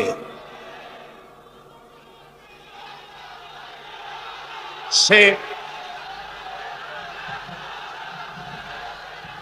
তার বইয়ের মধ্যে, কত বড় নির্লজ্জ মেয়ে, বইয়ের মধ্যে লিখছে, বাসে বসে আমি যখন দেখি ছেলেরা পেশাব করার জন্য বাস থামলি বাসের থেকে নেমে দেওয়ালের পাশে গিয়ে প্যান্টের বোতাম খুলে পেশাব করে, আর মেয়েরা চুপ করে বসে থেকে পেশাবের যন্ত্রণা নিয়ে কষ্ট পায়, আমি আনন্দ পাবো সেই দিন যেদিন মেয়েরাও বাস থেকে নেমে দেওয়ালের পাশে দাঁড়িয়ে পেশাব করতে পারবে। এটা কি একটা মানুষ? অসভ্য জানোয়ার একে জন্ম দিয়েছে, আল্লাহই ভালো জানে। আমার বন্ধুগণ, তার অসভ্যতার শেষ নাই। কোরআন নিয়ে ঠাট্টা করেছে, বলেছে আমার মা রাতের বেলায় ঝুলে ঝুলে সূরা ইয়াসিন পড়ে, আমি চিন্তা করি যে কত বাজে কাম করতেছে সে। বলছে আল্লাহ পাক কোরআনের মধ্যে পুরুষকে বেহেশতের হুরিদের কাঁচা মাংসের লোভ দেখাইয়া, মদ খাওয়াবার লোভ দেখিয়ে তাদেরকে নামাজ রোজা করার জন্য বাধ্য করতেছে। বেহেশতে কি শরাব, বেহেশতে কি মদ পান করানো হবে? না, বেহেশতে মদ পান করানো হবে না। মদ তো নাপাক জিনিস। আল্লাহ পাক বলছেন বেহেশতে পান করানো হবে। ওয়াসাকাহুম রাব্বুহুম শারাবান তাহুরা। জান্নাতের ভিতরে আল্লাহ পাক শারাবে তাহুর পান করাবেন, যেটা নিজেও পাক এবং যে পান করবে সেও পবিত্র হয়ে যাবে। সুবহানাল্লাহ। সুতরাং এই কোরআন নিয়ে ঠাট্টা বিদ্রুপ যারা করেছে, কিয়ামতের দিন আল্লাহর দরবারে তাদেরকে উঠতে হবে, আজ হোক কাল। আমি জানি না বাংলাদেশ সরকার ভারতের ভয়ের চোটে এই মেয়ে লোককে পুলিশ প্রহারা দিয়া পুষতেছে নাকি, আমার বুঝে আসে না। বাংলাদেশ সরকারের পররাষ্ট্র মন্ত্রণালয় রীতিমতো আসামির কাঠগড়ায় দাঁড়িয়ে বিবৃতি দিয়েছেন এবং তাকে পুলিশ প্রহরার ভিতরে রেখেছে। বাংলাদেশের দণ্ডবিধি অনুযায়ী ওর তো ফাঁসি হয়ে যাওয়া উচিত। কোরআনের বিরুদ্ধে কথা বলেছে, আল্লাহর কোরআন নিয়ে ঠাট্টা করেছে।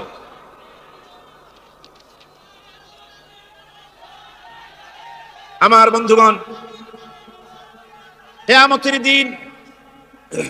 কিয়ামতের দিন যখন এরা উপস্থিত হবে আল্লাহর দরবারে, আল্লাহ রাব্বুল আলামিন কোরআনের সাথে যারা ঠাট্টা করেছে, বিদ্রুপ করেছে, কোরআনের আইনকে নিয়ে যারা ঠাট্টা বিদ্রুপ মজাক উড়াইছে, কিয়ামতের দিন তাদেরকে বলা হবে ওয়াকিলাল ইয়াউমা নানসাকুম কামা নাসিতুম লিকা ইয়াউমিকুম হাদা। কিয়ামতের দিন আল্লাহ রাব্বুল আলামিন কোরআনের ঠাট্টাকারী, কোরআনের বিদ্রুপকারী, কোরআনের আইনের অমান্যকারীদেরকে বলবেন আমি আজকে তোমাদের ভুলে গেলাম, যেমন করে তোমরা এই দিনে আমার সঙ্গে সাক্ষাৎকারের কথা ভুলে গিয়েছিলে। তোমরা যেমন আমার আজকের এই কিয়ামতের দিনের কথা যারা ভুলে গিয়েছিলে, আজকে আমিও তোমাদেরকে ভুলে গেলাম। এরপরে কি হবে? ওয়া মাওয়াকুমুন নার ওয়া মা লাকুম মিন নাসিরিন। আল্লাহ পাক বলেন এরপরে এদের জায়গা হবে জাহান্নাম, আর এদের সাহায্যকারীও কেউ থাকবে না, জাহান্নামে চিরকাল থাকতে হবে। এটা এই জন্য যে তারা আল্লাহর কোরআনের সঙ্গে ঠাট্টা করেছে, বিদ্রুপ করেছে, কোরআনের আইন মানে নাই, কোরআনের আইনকে অমান্য করে চলেছে। এই জন্য কিয়ামতের দিন আল্লাহ রাব্বুল আলামিন তাদেরকে শাস্তি প্রদান করবেন। কোরআন পৃথিবীর বুকে আল্লাহ নাজিল করেছেন, শুধু তেলাওয়াত করবেন ঝুলে ঝুলে, এই জন্য নয়। কি জন্য নাজিল হলো? এবার উদ্দেশ্য শুনুন। আল্লাহ পাক বলেন, আর রহমান আল্লামাল কোরআন। আল্লাহ রাব্বুল আলামিন তিনি হলেন এমন দয়াবান, এমন রহমান, যিনি কোরআন শিখালেন। কি কারণে শিখালেন? কোরআন নাজিলের উদ্দেশ্য কি? আল্লাহ পাক বলেন, ইন্না আনসালনা ইলাইকাল কিতাবা বিল হাক্কি লিতাহকুমা বাইনান নাসি বিমা আরাকাল্লাহ। আল্লাহ পাক বলেন, এই কিতাব আমি আপনার প্রতি অবতীর্ণ করেছি এই জন্যে যাতে করে আপনি আল্লাহর প্রদর্শিত এই বিধান অনুযায়ী মানুষের উপরে বিচার ফয়সালা করতে পারেন। মানুষের উপরে আইন চলবে আল্লাহ। কার আইন? জোরে বলেন, কার আইন? আলা লাহুল খালক ওয়াল আমর। সৃষ্টি যার, আইন চলবে কার? আল্লাহ পাক বলেন, এই জন্য নাজিল করলাম, কোরআন নাজিল করেছি যাতে করে কোরআনের আইন দিয়ে বিচার ফয়সালা করতে পারেন, সেই জন্যই কোরআন নাজিল করলাম।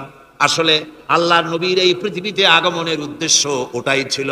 হুয়াল্লাযী আরসালা রাসূলাহু বিল হুদা ওয়া দীনিল হক লিইয়ুযহিরাহু আলাদ দীনি কুল্লিহি ওয়া কাফা বিল্লাহি শাহীদা। আল্লাহ রাব্বুল আলামিন বলেন, আমি আমার রাসূলকে দ্বীনে হক, সত্যের বিধান সহকারে দুনিয়ায় প্রেরণ করেছি। লিইয়ুযহিরাহু আলাদ দীনি কুল্লিহি, আয় লিইয়ুগলিবাহু আলা সাইরিল আদিয়ান। সমস্ত আদিয়ানে বাতিলের উপরে আমার দ্বীনকে বিজয়ী করে দেওয়ার জন্য আমি রাসূলের কাছে কিতাব সহকারে তাকে অবতীর্ণ করেছি। এ দায়িত্ব শুধু মুহাম্মদ সাল্লাল্লাহু আলাইহি ওয়াসাল্লামের ছিল না, দুনিয়ার উপরে আল্লাহর দ্বীন কায়েম করা, আল্লাহর বিধান অনুযায়ী মানুষের বিচার ফয়সালার দায়িত্ব শুধু মুহাম্মদ সাল্লাল্লাহু আলাইহি ওয়াসাল্লামের ছিল না, সমস্ত নবীদের ছিল। কাদের ছিল? সব নবীদের ছিল। ফাবাআসাল্লাহু আন-নাবিয়্যিনা মুবাশশিরিনা মুনযিরিন ওয়া আনজালা মা'আহুমুল কিতাবা বিল হাক্কি লিয়াহকুমা বাইনান নাস। আল্লাহ পাক বলেন, সমস্ত নবীদের কাছে আমি কিতাব অবতীর্ণ করেছি এই জন্য যে তারা সহজ এবং সোজা পথে যারা চলতে চায় তাদেরকে তিনি সুসংবাদ দিবেন, আর বাঁকা পথে যারা চলবে তাদেরকে তিনি জাহান্নামের ভীতি প্রদর্শন করবেন। আর আমি তার উপরে যে কিতাব অবতীর্ণ করেছি এই কিতাব দিয়ে জনগণের উপরে বিচার ফয়সালা করবে। আইন চলবে আল্লাহর কিতাব দিয়ে। আইন চলবে কি দিয়ে? আল্লাহর কিতাব দিয়ে। আল্লাহর কিতাব অনুযায়ী জনগণকে পরিচালিত করবেন। এই জন্য আমি এই কোরআনকে নাজিল করেছি, অতীত এই কিতাবগুলি নাজিল করেছি। কুল ইয়া আইয়ুহান নাসু ক্বাদ জাআকুমুল হাক্কু মির রাব্বিকুম। আল্লাহ পাক বলেন, নবী আপনি বলে দেন, আপনি বলুন, হে মানব সকল, আল্লাহর পক্ষ থেকে তোমাদের জন্য মহাসত্য এসেছে। এই মহাসত্য যদি অনুসরণ করো তোমাদের জন্য কল্যাণকর হবে। ওমান দাল্লা ফা ইন্নামা ইয়াদুল্লু আলাইহা। আর যদি কোরআনকে অমান্য করো, আল্লাহর কিতাবকে অমান্য করো, তাহলে তোমাদের জন্য অকল্যাণ হবে। আজ আপনারা বলেন, আল্লাহর কিতাবের আইন কি আমাদের দেশে চলে? কোরআনের আইন কি চলে? চলে না। কোরআনের আইন চলে না। আমরা কি খুব শান্তিতে আছি? খুব আরামে আছি? শ্রমিকরা তাদের শ্রমের মূল্য পায়, কৃষক তার উৎপাদিত পণ্যের সঠিক দাম পায়, নারী তার সতীত্বের মর্যাদা পায়। জনগণ কি আরামে ঘুমাতে পারে? না, জনগণ রীতিমতো দুবেলা পেট পুরে সমস্ত জনগণ খেতে পারে। এর একমাত্র কারণ হচ্ছে কোরআনের আইনকে অমান্য করা হয়েছে। ভালো করে কান পেতে শুনুন। আল্লাহ রাব্বুল আলামিন কোরআনে কারীমের মধ্যে পরিষ্কার করে বলেছেন, ওয়া মান লাম ইয়াহকুম বিমা আনজালাল্লাহু ফাউলাইকা হুমুল কাফিরুন। যারা নাকি আমার দেওয়া বিধান অনুযায়ী, কোরআন অনুযায়ী যারা বিচার ফয়সালা করে না, ফাউলাইকা হুমুল কাফিরুন, ফাউলাইকা হুমুজ জালিমুন, ফাউলাইকা হুমুল ফাসিকুন। যারা আমার দেওয়া বিধান অনুযায়ী বিচার ফয়সালা করে না তারা কাফির, তারা জালিম, তারা ফাসিক। সুতরাং এর ভিতরে এই জুলমের মধ্যে জালিমদের অন্তর্গত, ফাসিকদের অন্তর্গত হয়ে বাংলাদেশের বহু মুসলমান, পৃথিবীর বহু এলাকার মুসলমান এর মধ্যে লিপ্ত হয়ে আছে। কোরআনের আইন চালু না করলে পরে, কোরআনের আইন না মানলে পরে জালিম হতে হবে, কাফির হতে হবে, ফাসিক হতে হবে। অর্থাৎ যতখানি না মানবেন ততখানি এই বিশেষণে বিভূষিত হতে হবে। এক শ্রেণীর লোক আছে যারা বলে বেড়ান ধর্ম আর রাজনীতি আলাদা। বলেন কিনা কন, জোরে বলেন, বলে কিনা? ধর্ম আর রাজনীতি আলাদা। তারা বলেন আমরা ধর্ম নিরপেক্ষ থাকতে চাই। তারা কি থাকতে চায়? ধর্ম নিরপেক্ষ থাকতে চায়। কোরআনে কারিমে এই ধর্ম নিরপেক্ষবাদীদের ব্যাপারে কোরআন কি বলছে শুনুন। আল্লাহ রাব্বুল আলামিন বলেন, আলাম তারা ইলাল্লাযীনা ইয়াজউমুনা আন্নাহুম আমানু বিমা উনজিলা ইলাইকা ওয়া মা উনজিলা মিন ক্বাবলিক। আল্লাহ পাক বলেন, হে নবী, তুমি কি সেই সব লোকদেরকে দেখেছো যারা দাবি তো করে যে আমরা আল্লাহর উপর ঈমান এনেছি আর এই কিতাবের উপর ঈমান এনেছি, এর পূর্বে যত কিতাব নাজিল হয়েছে সেসব কিতাবের উপরেও ঈমান এনেছি। ধর্মনিরপেক্ষবাদীরা তারা তো বলে না যে আল্লাহ মানি না, কোরআন মানি না, একথা বলে না, ওটা বলে না। কি বলে? সেই বলা কথাটাই আল্লাহ এখানে অনেক আগে বলে রেখেছেন। ওরা বলে যে আমরা অবশ্যই আল্লাহকে মানি, আল্লাহর কিতাব মানি, এর পূর্বে যত কিতাব নাজিল হয়েছে সেগুলোও মানি, তবে ইউরিদুনা আইয়াতাহাকামু ইলাত তাগুত, তারা চায় তাদের জীবনের সমস্ত সমাধান সমস্যার জন্য তাগুতের কাছে যেতে চায়। তাগুতকে, আল্লাহকে বাদ দিয়ে তারা যেতে চায় কোথায়? তাগুতের কাছে। জোরে বলেন, কিসের কাছে যেতে চায়? তাগুতের কাছে। তাগুত বলে কারে? তাগুত বলা হয় যে নিজে আল্লাহর আইন মানে না এবং অপরকেও আল্লাহর আইন অমান্য করতে বাধ্য করে, তাকে বলা হয় তাগুত। ওরা বলে ধর্ম আর রাজনীতি আলাদা। কোরআন মানি কিন্তু কোরআনের আইন মানি না। ওরা কোরআন মানে ঠিকই, বলে যে কোরআন মানি, কিন্তু কোরআনের আইন মানে। তাহলে এ মানি বলার অর্থটা কি? এর মূল্যটা কোথায়? কোরআন যদি মানো তো কোরআন বলেছে সুদ খেও না, আমাদের দেশে সুদ চলছে না। কোরআন বলেছে বিবিকে পর্দায় রাখো, পর্দায় কি রাখা হচ্ছে? কোরআন বলেছে ওজনে কম দিও না, তা কি মানা হচ্ছে? কোরআন বলেছে আমার আইন দিয়ে দেশ শাসন করো, তা কি করা হচ্ছে? সুতরাং ধর্মনিরপেক্ষ মতবাদ যেটা, এই মতবাদটা কোরআনের দৃষ্টিতে কুফরি মতবাদ। ধর্মনিরপেক্ষ মতবাদ কি? জোরে বলেন, ধর্মনিরপেক্ষ মতবাদ কি? কোন মুসলমান, যে ব্যক্তি নিজেকে মুসলমান বলে দাবি করে, ধর্মনিরপেক্ষ মতবাদ সে বিশ্বাস করতে পারে না, জায়েজ নাই, হারাম। আফাতুমিনুনা বিবাদিল কিতাব ওয়া তাকফুরুনা বিবাদ, তোমরা কোরআনের কিছু অংশকে মেনে নিবে আর কিছু অংশকে করবে অস্বীকার। এটা যদি করো দুনিয়ার জীবনে পাবে দুনিয়ার জীবনে জিল্লতি আসবে, লাঞ্ছনা আসবে, আর কিয়ামতে পাবে জাহান্নামের শাস্তি। সুতরাং ধর্মনিরপেক্ষ মতবাদের অর্থ তারা বলে যে ধর্মহীনতা নয়, আসলে কিন্তু ধর্মনিরপেক্ষ মতবাদের অর্থই হলো ধর্মহীনতা। ঠিক কিনা কন? যারা বলেন ঠিক কিনা? এই ধর্মনিরপেক্ষ মতবাদ আমাদের দেশের জন্ম হয় নাই, এর জন্ম হয়েছে ইউরোপ সভ্যতায়। প্রাচীন ইউরোপ সভ্যতায় এর জন্ম হয়েছিল, সেখান থেকে তার আন্ডা বাচ্চা ভারতে এসেছিল। ভারত থেকে এই আন্ডা বাচ্চার কিছু অংশ 1972 সালে তদানীন্তন সরকারের মাথার উপরে ভারত চাপিয়ে দিয়েছিল। সেই ধর্মনিরপেক্ষ মতবাদ 1972 সনের সংবিধানে লেখা হলো, কিন্তু 1982 সনে যখন সংবিধান আবার অ্যামেন্ডমেন্ট করা হলো, তখন ধর্মনিরপেক্ষতার কপালে ঝাঁটা মেরে বিদায় করা হয়েছে। বাংলাদেশে ধর্মনিরপেক্ষ মতবাদ চলতে পারে না। ধর্মনিরপেক্ষ মতবাদের কথা আমাদের দেশে তারাই বলে যারা 72 সনে ক্ষমতায় ছিলেন। তারা ধর্মের সাথে কি ব্যবহার করেছেন আমরা ভুলে যাই নাই, আপনারা ভুলে গেছেন। 1972 সনে দেশের সমস্ত বিশ্ববিদ্যালয়ের মনোগ্রাম থেকে ইকরা বিসমি রাব্বিকাল্লাযী খালাক রাব্বি জিদনি ইলমা, কোরআনে কারীমের আয়াতকে বিদায় করে দেওয়া হয়েছিল। শাসনতন্ত্রের শিরোনামে বিসমিল্লাহকে গ্রহণ করা হয় নাই। শুধু তাই নয়, কোরআনে কারীম যেখানে তেলাওয়াত করা হয় তখনকার সময় রেডিওতে, টেলিভিশনে, ওই 72 থেকে 3 বছর এবং এখনো সেই দলটি মিটিং করতে গিয়ে কোনো জায়গায় কিছু করতে গিয়ে আগে কোরআন শরীফ, তারপরে গীতা, তারপরে বাইবেল, এগুলি হচ্ছে মুনাফিকের লক্ষণ। কিসের লক্ষণ? যেখানে যেই টেবিলে যেই মঞ্চে কোরআন তেলাওয়াত হয়, বাইবেল গীতা পড়া হারাম, পড়া হতে পারে না। কোরআনের চাইতে শ্রেষ্ঠ কিতাব আল্লাহর দুনিয়া আছে? সমস্ত কিতাবকে রদ করেছে কোরআন। হযরত ওমর রাদিয়াল্লাহু তাআলা রাসূল করিম সাল্লাল্লাহু আলাইহি ওয়াসাল্লামের কাছে গিয়ে তাওরাতের একটা পাতা পড়তেছিল। হযরত আবু বকর রাদিয়াল্লাহু তাআলা সেখানে চলে এলেন। এসে দেখেন রাসূল করিম সাল্লাল্লাহু আলাইহি ওয়াসাল্লামের চেহারা মোবারক লাল হয়ে গিয়েছে গুসায়। হযরত আবু বকর বললেন, ওমর, তুই যদি এর থেকে মরে যেতিস, তুই যদি এর থেকে মরে যেতিস, তুই যদি এর থেকে মরে যেতি। তিনবার বলল। হযরত ওমর শিউরে উঠলেন, হতচকিত হয়ে উঠলেন। আবু বকর আমাকে মরার কথা বলছেন কেন? তিনি তাকিয়ে দেখেন রাসূল করিম সাল্লাল্লাহু আলাইহি ওয়াসাল্লামের চেহারা মোবারক গুসায় লাল হয়ে গেছে। হযরত ওমর বলছেন, ইয়া রাসূলুল্লাহ, আমার এবং আমার পিতা মাতার জীবন আপনার কদম মোবারকে উৎসর্গ হয়ে যায়।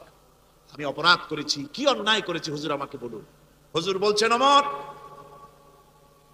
তুমি যে তাওরাতের পাতা আমার সামনে পড়তেছো, এই তাওরাত যার উপরে নাজিল হয়েছিল সেই মুসা আলাইহিস সালাম যদি আজকে বেঁচে থাকতেন, তাহলে আমার উম্মতের ভিতরে শামিল হয়ে যাওয়া তার জন্য ফরজ হয়ে যেত। অতীতের সমস্ত কিতাবকে রদ করা হয়েছে, সমস্ত শরিয়াতকে বন্ধ করা হয়েছে। সুতরাং কোন মুসলমানের প্ল্যাটফর্মে সেখানে কোরআন তেলাওয়াত হয়, বেদ বাইবেল গীতা পড়া হারাম সেখানে। এই মুনাফিকরা তাও করে থাকে। আমার মুসলমান ভাইয়েরা, নজরুল ইসলাম কলেজের ইসলাম শব্দ বাদ দিয়ে নজরুল কলেজ করা হয়েছিল।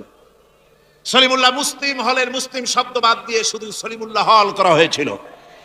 তার মানে ধর্ম এদের কলিজায় আগুন জ্বালিয়ে দেয়। ইসলামের নাম বরদাস্ত হয় না, কোরআনের নাম বরদাস্ত হয় না। আর বরদাস্ত হয়নি বলেই আল্লাহ পাক তার ইন্তেকাম নিয়েছেন। আমার বক্তব্য হচ্ছে, কোরআনে কারীম পৃথিবীতে এসেছে শাসন করতে দুনিয়াকে। তার মধ্যে রয়েছে রাজনীতি, অর্থনীতি, সব কিছু। এই বিচার ফয়সালা কোরআন থেকে যারা গ্রহণ করে না, রাসূলকে যারা বিচারক মানে না, তাদের সম্পর্কে আল্লাহ পাক কি বলছেন শুনুন। ফালা ওয়ারাব্বিকা লা ইউমিনুনা হাত্তা ইউহাক্কিমুকা ফীমা শাজারা বাইনাহুম থুম্মা লা ইয়াজিদু ফী আনফুসিহিম হারাজাম মিম্মা কাদাইতা ওয়া ইউসাল্লিমু তাসলিমা। আল্লাহ রাব্বুল আলামিন বলেন, ফালা ওয়ারাব্বিক, কখনো নয় হে নবী, আপনার রবের কসম, কখনোই নয়। ওরা মুমিন নয় যারা নাকি তাদের জীবনের সব কিছুর ব্যাপারে যতক্ষণ পর্যন্ত আপনাকে বিচারক না মানে, আপনার দেওয়া ফয়সালাকে গ্রহণ না করে, এবং আপনি বিচার করার পর ফয়সালা দেওয়ার পরে এটার উপরে দ্বিধাহীন চিত্তে মেনে যতক্ষণ না নিবে, ততক্ষণ পর্যন্ত তারা যত ঈমানের দাবি করুক, তারা আসলে মুমিন না। এ ফতোয়া কার? এ ফতোয়া কার? আল্লাহ রাব্বুল আলামিনের ফতোয়া। কখনো মুমিন হতে পারবে না যারা রাসূলুল্লাহকে ফয়সালাকারী হিসেবে গ্রহণ না করবে, কোরআনকে সংবিধানের উৎস হিসেবে গ্রহণ না করবে। কোরআন এসেছে আইনের কিতাব হিসেবে পৃথিবীর মানুষকে পরিচালিত করার জন্য। আজ এই কোরআনের আইন যারা মানে সেখানে শান্তি পায়, কোরআন যেখানে মানে না সেখানে শান্তি হয় না। আল্লাহ পাক পরিষ্কার বলেছেন কোরআনের আইন মেনে চলো। আর যারা এই কোরআনকে অমান্য করবে তাদের শাস্তি কি হবে? আল্লাহ পাক বলেন, আল্লাযীনা কাযযাবু বিল কিতাবি ওয়া বিমা আরসালনা বিহি রুসুলানা ফাসাউফা ইয়ামালুন।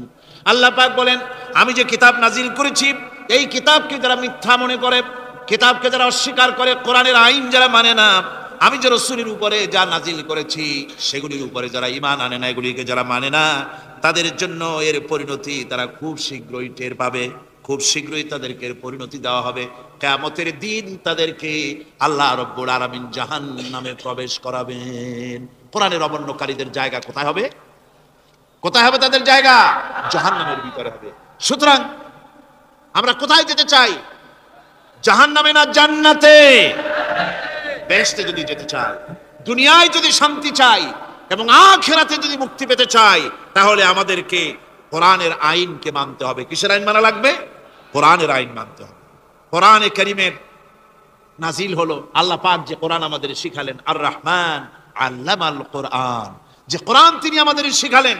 এই কোরআন নাজিলের পদ্ধতি ছিল মদিনা এবং মক্কা। রাসূলের মক্কি জিন্দেগিতে কিছু নাজিল হয়েছে, আর মদনী জিন্দেগিতে নাজিল হয়েছে কিছু। মক্কা শরীফে যেগুলি নাজিল হয়েছে সেই সূরাগুলো ছিল তাওহীদ, রিসালাত এবং আখিরাতের উপরে নির্ভর করে। আর মদনী সূরা যেগুলি ছিল সেগুলি ফৌজদারি দণ্ডবিধি, উত্তরাধিকারী আইন, তারপরে যাকাত, ওসর, যুদ্ধ, সন্ধি, বন্দি, এরপরে রয়েছে স্বরাষ্ট্রনীতি, পররাষ্ট্রনীতি, অর্থনীতি, জীবন পরিচালনার সমস্ত বিধি আর ব্যবস্থা মদনী জিন্দেগির সূরাগুলিতে, অবতীর্ণ সূরাগুলিতে আল্লাহ রাব্বুল আলামিন নাজিল করেছেন। কোরআন শরীফ মানুষের সকল সমস্যার সমাধান দিয়েছে। এখানে আমি এখন তার কিছু নমুনা পেশ করছি আপনাদের সামনে, আপনাদের বোঝার জন্য যে কোরআন। অনেকে বলে যে কোরআনের তাফসীরের ভেতরে রাজনীতির আলোচনা হয়। রাজনীতি সেইটুক করি যেটুকুন আল্লাহ কোরআনে করেছেন। জোরে কোন আলহামদুলিল্লাহ। এর থেকে বালাই কিছু বলি নাকি? কোরআন যেটুকুন করেছে, রাসূলুল্লাহ যেটুকুন করেছে, একজন মুসলমান হিসাবে তা করা আপনার আমার জন্য কি? সুন্নত, নফল। ওইটা করা কি? জোরে কোন। এটা করা আমাদের জন্য ফরজ। সেই জন্য আমি কিছু নমুনা পেশ করছি আপনাদের সামনে, বুঝতে পারবেন যে কোরআন শুধু নামাজের কথা নিয়ে আসে নাই। কোরআনের মধ্যে আয়াত সংখ্যা কত? ৬,৬৬৬। এটা ঠিক না, কিছু কম আছে। ৬,০০০ কয়েক শত, ভালো করে গুনে দেখা দরকার। তো এই যে আয়াতে কারিমা যেগুলি রয়েছে এর মধ্যে মাত্র ৫০০ আয়াত হচ্ছে হুকমে শরঈ। ভালো করে শুনুন, ৫০০ আয়াত আদেশ এবং নিষেধ জাতীয়। এটা করো, ওটা করো না, এটা হালাল, ওটা হারাম। এ হলো ৫০০। তো এই যদি ৫০০ হয় তাহলে বাকি ৬,০০০ কি? বাকি ৬,০০০ ইতিহাস, দর্শন, বিজ্ঞান, রাজনীতি, অর্থনীতি, সমাজনীতি, উত্তরাধিকারী আইন, পররাষ্ট্রনীতি, স্বরাষ্ট্রনীতি, মানুষের জীবনে যা দরকার, ইহকাল, পরকাল, কবর, হাসর, মিজান, সিরাত, জান্নাত, জাহান্নাম, এসব কিছু আল্লাহ পাক বাকি হাজার হাজার আয়াতের মধ্যে বলেছেন। তো ৫০০ আয়াতের পরিচিতি আমাদের জানা আছে, নামাজ, রোজা, হজ, যাকাত, হালাল, বৈধ, অবৈধ ইত্যাদি সম্পর্কে। কিন্তু বাকি আয়াতগুলিতে আমাদের জীবন পরিচালনার ব্যাপারে আল্লাহ পাকের কথা শুনুন, কিভাবে এ কথাগুলি আল্লাহ পাক আমাদের বলছেন। বিচার পদ্ধতি সম্পর্কে শুনুন। কোরআন যে বিচার পদ্ধতি আমাদেরকে দিয়েছেন, নিরঙ্কুশ ন্যায় বিচারের কথা কোরআন বলেছে। কোরআন বলেছে বিচার হতে হবে কি ধরনের? ওয়াইদা হাকামতুম বাইনান নাসি আন তাহকুমু বিল আদল।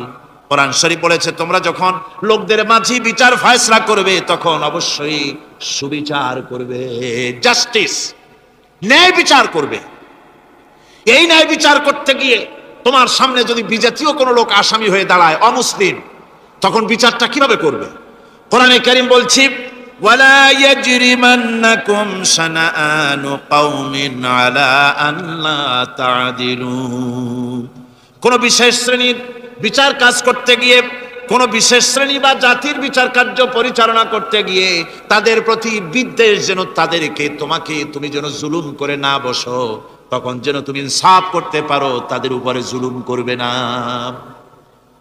সে যদি তোমার জাতের লোক না হয়, বিচার করতেছে, তুমি বিচারক হিসাবে সঠিক বিচার করবে, বিচারের মানদণ্ডকে কখনো হেলাদোলা করবে না, ভালো সুবিচার করবে। এটা হচ্ছে কোরআনে কারীমের কথা।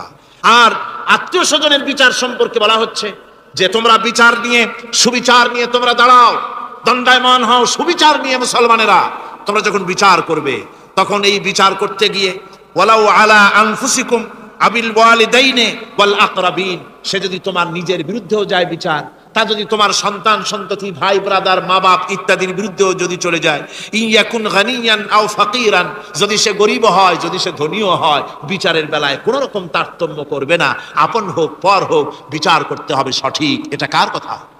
আল্লাহর। জোরে বলেন কার কথা? পৃথিবীর কোন ধর্মগ্রন্থের কথা বলেছে? পৃথিবীর কোন জাতি কথা বলেছে? কোরআন বলেছে এই সুবিচারের কথা। সুবিচার করতে হবে, বিচারের বেলায় খবরদার আপন পর এবং কোন ধর্মের লোক এই চিন্তা করতে যেও না। কোরআনে কারীমের মধ্যে রয়েছে ফৌজদারি দণ্ডবিধি, জুডিশিয়াল ল, ফৌজদারি দণ্ডবিধি। এখানে একটা কথা বলে নিতে হয় আল্লাহর আইন। মূল কথাটা কি? আল্লাহর আইন। আল্লাহর আইনের কথা শোনা মাত্রই এক শ্রেণীর লোকেরা মনে করে আল্লাহর আইন মানেই হলো হাত কাটা, আল্লাহর আইনের অর্থই হলো গলা কাটা, আল্লাহর আইনের অর্থই হলো দৌড়া মারা। এটা একটা বাজে কথা। আল্লাহ পাকের আল্লাহ কি এইরকম একটা বদমেজাজি দারোগার মতো আল্লাহ যে মানুষ পাইলেই খালি পিটাবে আর হাত কাটবে? একটা কথা হইল? হাত কাটা, গলা কাটা, এটা কখন সুবিচার প্রতিষ্ঠিত হয়ে যাবে, খাওয়া পড়ার গ্যারান্টি মিলবে, তারপরে যদি কেউ চুরি করে দৃষ্টান্তমূলক শাস্তি দাও হাত কেটে। এর আগে না। মদিনা মুনাওয়ারায় হযরত ওমর রাদিয়াল্লাহু তাআলা আনহুর সময় অনাবৃষ্টির কারণে দুর্ভিক্ষ দেখা দিয়েছিল। তখন হযরত ওমর জাস্টিসদেরকে, ম্যাজিস্ট্রেটদেরকে ডেকে পরিষ্কারভাবে এলান করে দিয়েছিল, এখন যদি কোনো চোর ধরা পড়ে, এই দুর্ভিক্ষ চলাকালীন কোন চোর যদি ধরা পড়ে আর প্রমাণিত হয় পেটের জ্বালায় চুরি করেছে, খবরদার তার হাতকে তোমরা কাটবে না, খবরদার হাত কাটবে না। ইসলাম তো আগে পেটে দেয়। আগে কোথায় দেয়?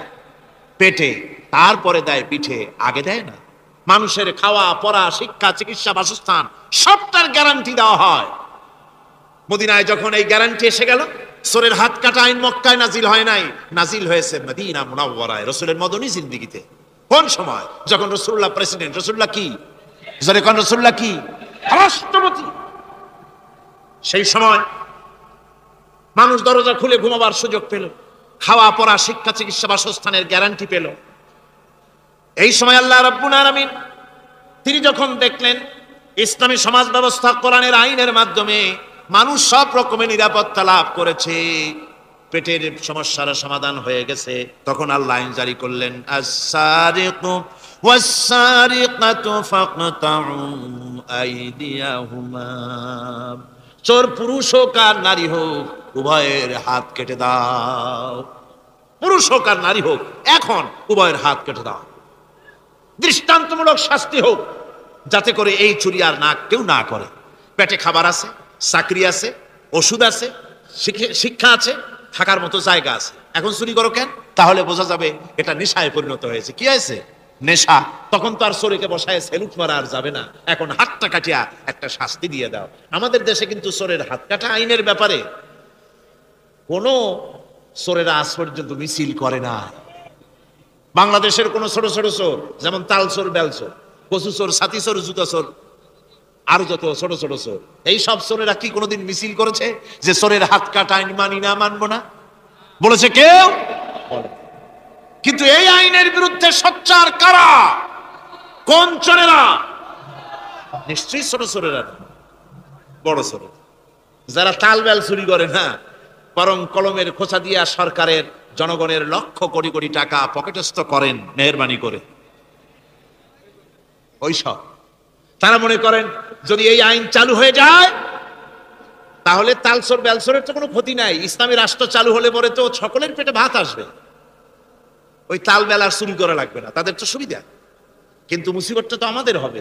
বেশি খাইয়া খাইয়া জিহ্বা পুরু হয়ে গেছে, এখন ওই বেশি খাইতে না পারলে বদভ্যাস চালু হয়ে যাবে, চুরি করতে যখন যাইবে তখন এই আইন তো বিসমিল্লাহ হবে আমাদের দিয়া। এই জন্য ওনারাই বিরোধিতা করেন চরমভাবে। আর ইসলামের সব আইনের সাথে বিরোধিতা করার জন্য বাংলাদেশে যতগুলি পত্রিকা বেরিয়েছে তার মধ্যে শীর্ষস্থানে রয়েছে ভারতের রায়ের টাকায় পরিচালিত নিকৃষ্ট আবর্জনা পত্রিকা আজকের কাগজ।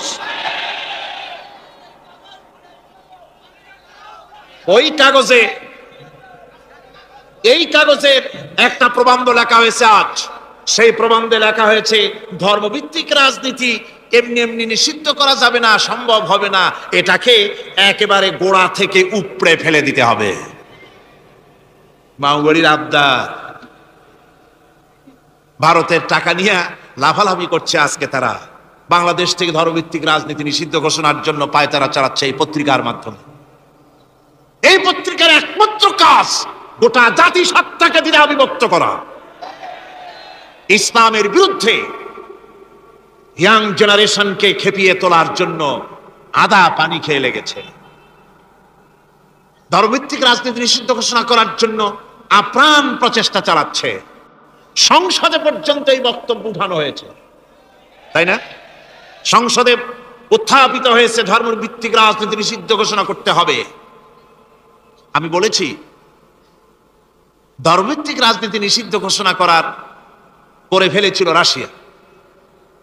রাশিয়ার যেই পার্লামেন্টে বসে ধর্মভিত্তিক রাজনীতি নিষিদ্ধ ঘোষণা করা হয়েছিল, যে পার্লামেন্টের ঘোষণার বলে লক্ষ লক্ষ মুসলমানদেরকে জবাহ করা হয়েছে রাশিয়ায়, যে পার্লামেন্টের ঘোষণার বলে মসজিদ মাদ্রাসা ভেঙে চুরি একাকার করে দেওয়া হয়েছিল রাশিয়ায়, যেই পার্লামেন্টে বসে আলেম ওলামা পীর দরবেশদেরকে হত্যা করার জন্য নির্দেশ দেওয়া হয়েছিল রাশিয়ার যে পার্লামেন্ট থেকে, সেই দেশ আজ আর আস্ত নাই, দেশটা টুকরা টুকরা হয়ে গিয়েছে। বাংলাদেশের পার্লামেন্টে আজকে যারা এই দুঃসাহসিক কথা বলছেন, ধর্মভিত্তিক রাজনীতি নিষিদ্ধ ঘোষণা করার কথা যারা উচ্চারণ করছেন, রাশিয়ার পার্লামেন্টের ইতিহাস ভুলে যাবেন না। বাংলাদেশে 11.5 কোটি তৌহিদি জনতার তৌহিদি রক্ত, তৌহিদি চেতনা সমস্ত শরীরে মাথায় আর রগ রেশায় টকবক করছে ইসলামী চেতনা, ইসলামের রক্ত। এই মুসলমানদের সাথে আগুন নিয়ে খেলা করার চেষ্টা করো না। আমার বন্ধুগণ, কোরআনের আইন বন্ধ করার ক্ষমতা কারো নাই। আইন চালু হলে পরেই শান্তি আসবে। ওরা বিরোধিতা করছে, ওরা বলছে চোরের হাত কাটা আইন, এটা হচ্ছে একটা অমানবিক ব্যাপার। আইনটা কার? আল্লাহ। মানুষগুলি কার? তা তোমারা তো দরদ কেন? মায়ের চাইতে মাসির দরদ বেশি, এটা কি খুব সুলক্ষণ? না, এটা দারুণ কুলক্ষণ। সুতরাং আল্লাহ রাব্বুল আলামিন তার আইন হচ্ছে শাশ্বত আইন। চোরের হাত কাটা আইন অর্থ এ নয় যে বাংলাদেশ ইসলামী দল যদি ক্ষমতায় আসে পাইকারি দরে চোরের হাত কাটা আরম্ভ করবে, না। ততক্ষণ পর্যন্ত আইন চালু হবে না যতক্ষণ পর্যন্ত সমস্ত মানুষ তাদের কর্মসংস্থান না হবে, খাবার না পাবে, চাকরি বাকরি না হবে, খেয়ে পরে খাওয়া পড়া শিক্ষা চিকিৎসা বাসস্থান সবটার গ্যারান্টি মিলবে, তারপরে আইন চালু হবে, এর আগে না।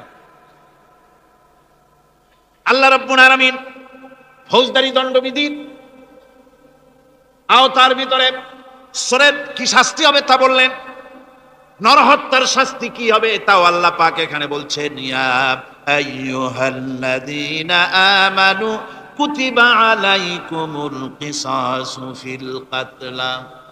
আল্লাহ পাক বলেন তোমাদের প্রতি নরহত্যার শাস্তি স্বরূপ কিসাস নির্দিষ্ট করা হয়েছে, অর্থাৎ হত্যার বদলে হত্যা করা।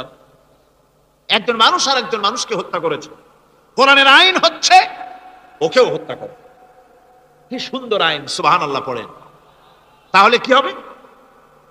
রেডিও টেলিভিশনে পত্র পত্রিকার মাধ্যমে যদি খবর ছড়ানো হয় যে হত্যাকারীর বিচার হবে কোরআনের আইন অনুযায়ী, প্রকাশ্য রাজপথে হত্যাকারীকে তাকেও যদি হত্যা করে দেওয়া হয়, এই দৃশ্য উপস্থিত জনতা যত দেখবে, পত্র পত্রিকায় খবর পাবে, টেলিভিশনের পর্দায় দেখতে পাবে, যারা দেখলো এই সব লক্ষ লক্ষ জনতার ভেতরে মানুষ হত্যা করার দুঃসাহস আর আসবে? আল্লাহ পাক বলছেন এটা হচ্ছে মানুষের কিসাস, এর মধ্যে রয়েছে মানুষের জীবন।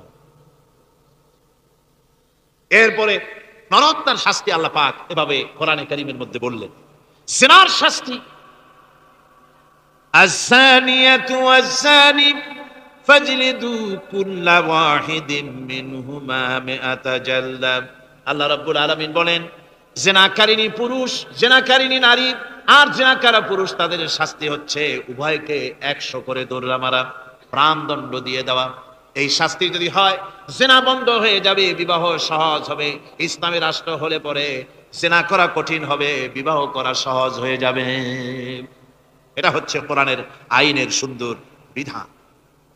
জিনার শাস্তি, চোরের শাস্তি, নরহত্যার শাস্তি জুডিশিয়াল লয়ের আওতায়, ফৌজদারি দণ্ডবিধির আওতায় এগুলি পড়ে। এগুলি সব কোরআন শরীফে আছে না নাই?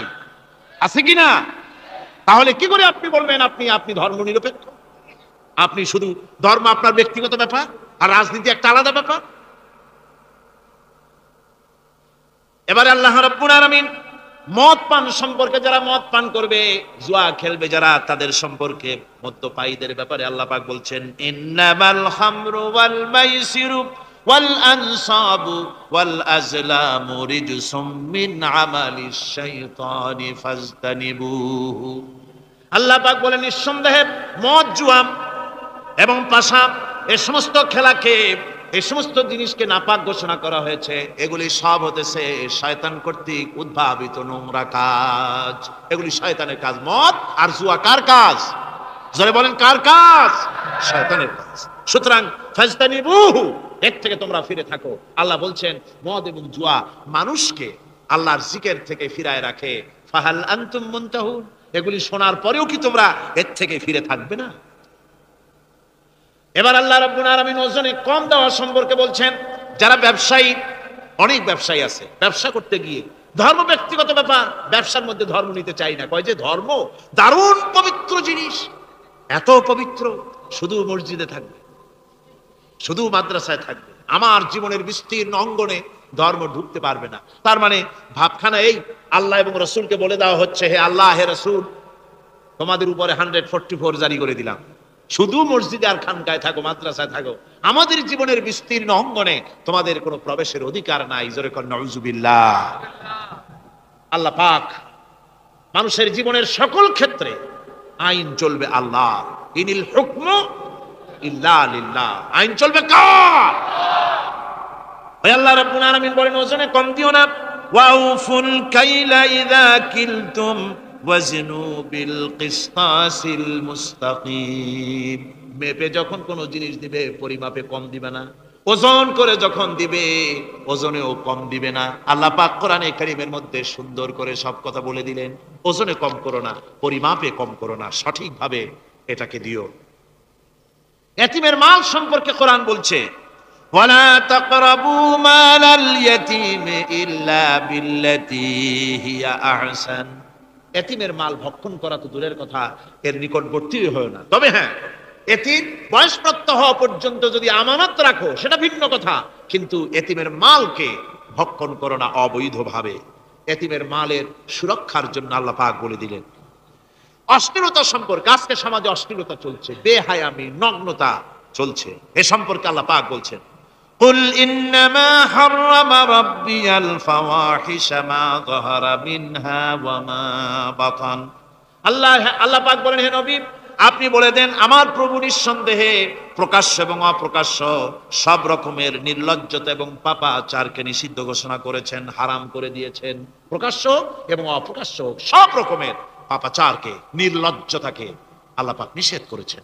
আজকে আমাদের দেশের টেলিভিশনে যে সমস্ত নির্লজ্জ বিজ্ঞাপন দেওয়া হয়, নারীর দেহের যে সৌন্দর্য প্রদর্শনী করা হয়, এ কি কোনো মুসলমান দেশের করা উচিত? কোন মুসলমানদের জন্য এটা কি বৈধ? আজ নির্লজ্জতা, বেহায়ামি ছড়িয়ে পড়ছে চতুর্দিকে। আল্লাহ পাক নিষেধ করছেন, হারাম করে দিয়েছেন। প্রকাশ্য অপ্রকাশ্য সব রকমের নির্লজ্জতা আল্লাহ পাক হারাম করেছেন। সুদ সম্পর্কে আল্লাহ পাক বলছেন ওয়াহাল্লাল্লাহুল বাইআ ওয়া হাররামার রিবা। আল্লাহ পাক বলেন আমি সুদকে হারাম করেছি আর ব্যবসাকে করেছি হালাল। ব্যবসা করো, ব্যবসার মধ্যে বরকত আসবে। সুদ নিও না, সুদ দিও না। আজকে সুদের প্রচলন চলছে। আল্লাহর আইন না থাকার কারণে এমন একটা জঘন্য ধরনের অপরাধ আমার জাতি করছে, সুদের মতো নিকৃষ্ট পাপের সাথে গোটা জাতি জড়ায় গেছে। ঠিক কিনা কর? সুদ খাওয়া এবং দেওয়া কি? জোরে বলেন কি? এই সুদের মধ্যে রয়েছে 70টি গুনাহ। তার ছোট্ট গুনাহ হলো নিজের মাকে নেকাহ করা। জোরে কর নাউজুবিল্লাহ।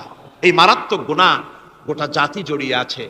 এই জন্যে আলহামদুলিল্লাহ, আল্লাহ শুকর আদায় করি যে এখন বাংলাদেশে ইসলামী ব্যাংক চালু হয়েছে, সুদমুক্ত ইসলামী ব্যাংকিং বাংলাদেশে চালু হয়েছে। কোন আলহামদুলিল্লাহ।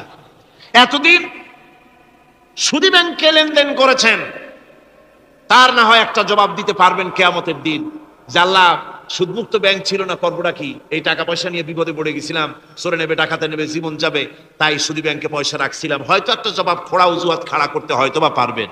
কিন্তু সুদমুক্ত ব্যাংক চালু হওয়ার পর সুদী ব্যাংকের সাথে যারা লেনদেন করছেন আর নামাজ রোজাও করছেন, কি জবাব দেবেন কোন কিয়ামতে? নামাজে রক্ত হয়ে গেছে, উজুর পানি নাই, কি করবেন? নামাজ ছেড়ে দেবেন? কি করবেন? তায়াম্মুম করবেন। তায়াম্মুম করে নামাজের মুসাল্লায় দাঁড়িয়ে গেছেন, এমন সময় উজুর পানির খবর এসে গেছে, কি হবে? তায়াম্মুম থাকবে না, ছুটে যাবে।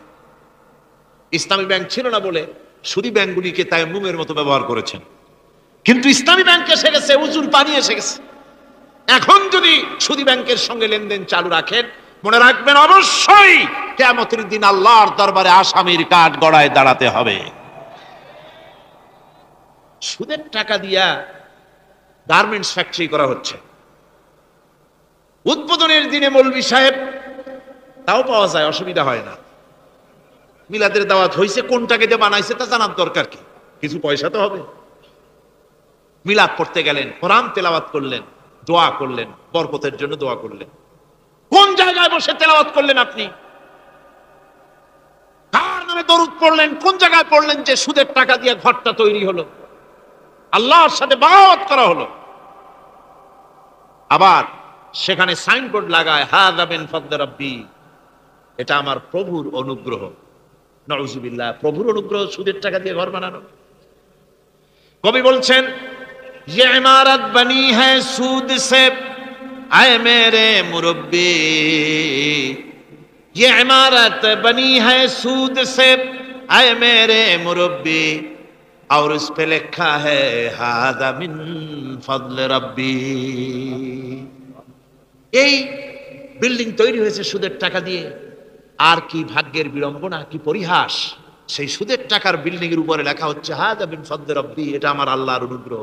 নাউযুবিল্লাহি মিন যালিক। কোরআন তেলাওয়াত করে উদ্বোধন করা হচ্ছে, দরুদ পড়ে উদ্বোধন করা হচ্ছে না, আল্লাহর সাথে বাগাওয়াত করা হচ্ছে। সুতরাং আল্লাহ পাক বলছেন, আমি সুদকে হারাম করেছি, ব্যবসাকে করেছি হালাল। এই সুদ থেকে যদি না ফেরো, فإن لم تفعلوا فأذنوا بحرب من الله ورسوله। আল্লাহ রাব্বুল আলামিন বলেন, যদি এই সুদ থেকে না ফেরো, যদি এই সুদ থেকে বিরত না থাকো, তাহলে আমি আল্লাহ এবং আমার রাসূলের পক্ষ থেকে যুদ্ধের ঘোষণা রইল। পারবেন? আল্লাহ রাসূলের সাথে যুদ্ধ করতে পারবেন? নাউযুবিল্লাহি মিন যালিক। মানুষের পক্ষে সম্ভব? সুদ সম্পর্কে আল্লাহ ঘোষণা করলেন কোরআনে কারীমের মধ্যে। এবার ধনী এবং গরিব সম্পর্কে, ধনী আর গরিবের ভিতরে সম্পর্কটা কেমন হবে আল্লাহ পাক কোরআনে কারীমের মধ্যে বলে দিলেন, ওয়াফি আমওয়ালিহিম হাক্কুল লিসাইলি ওয়াল মাহরুম। আল্লাহ রাব্বুল আলামিন বলছেন, ও ধনীরা, তোমাদের সম্পদের ভেতরে গরিবদের অধিকার আছে, সে অধিকার আদায় করে দাও।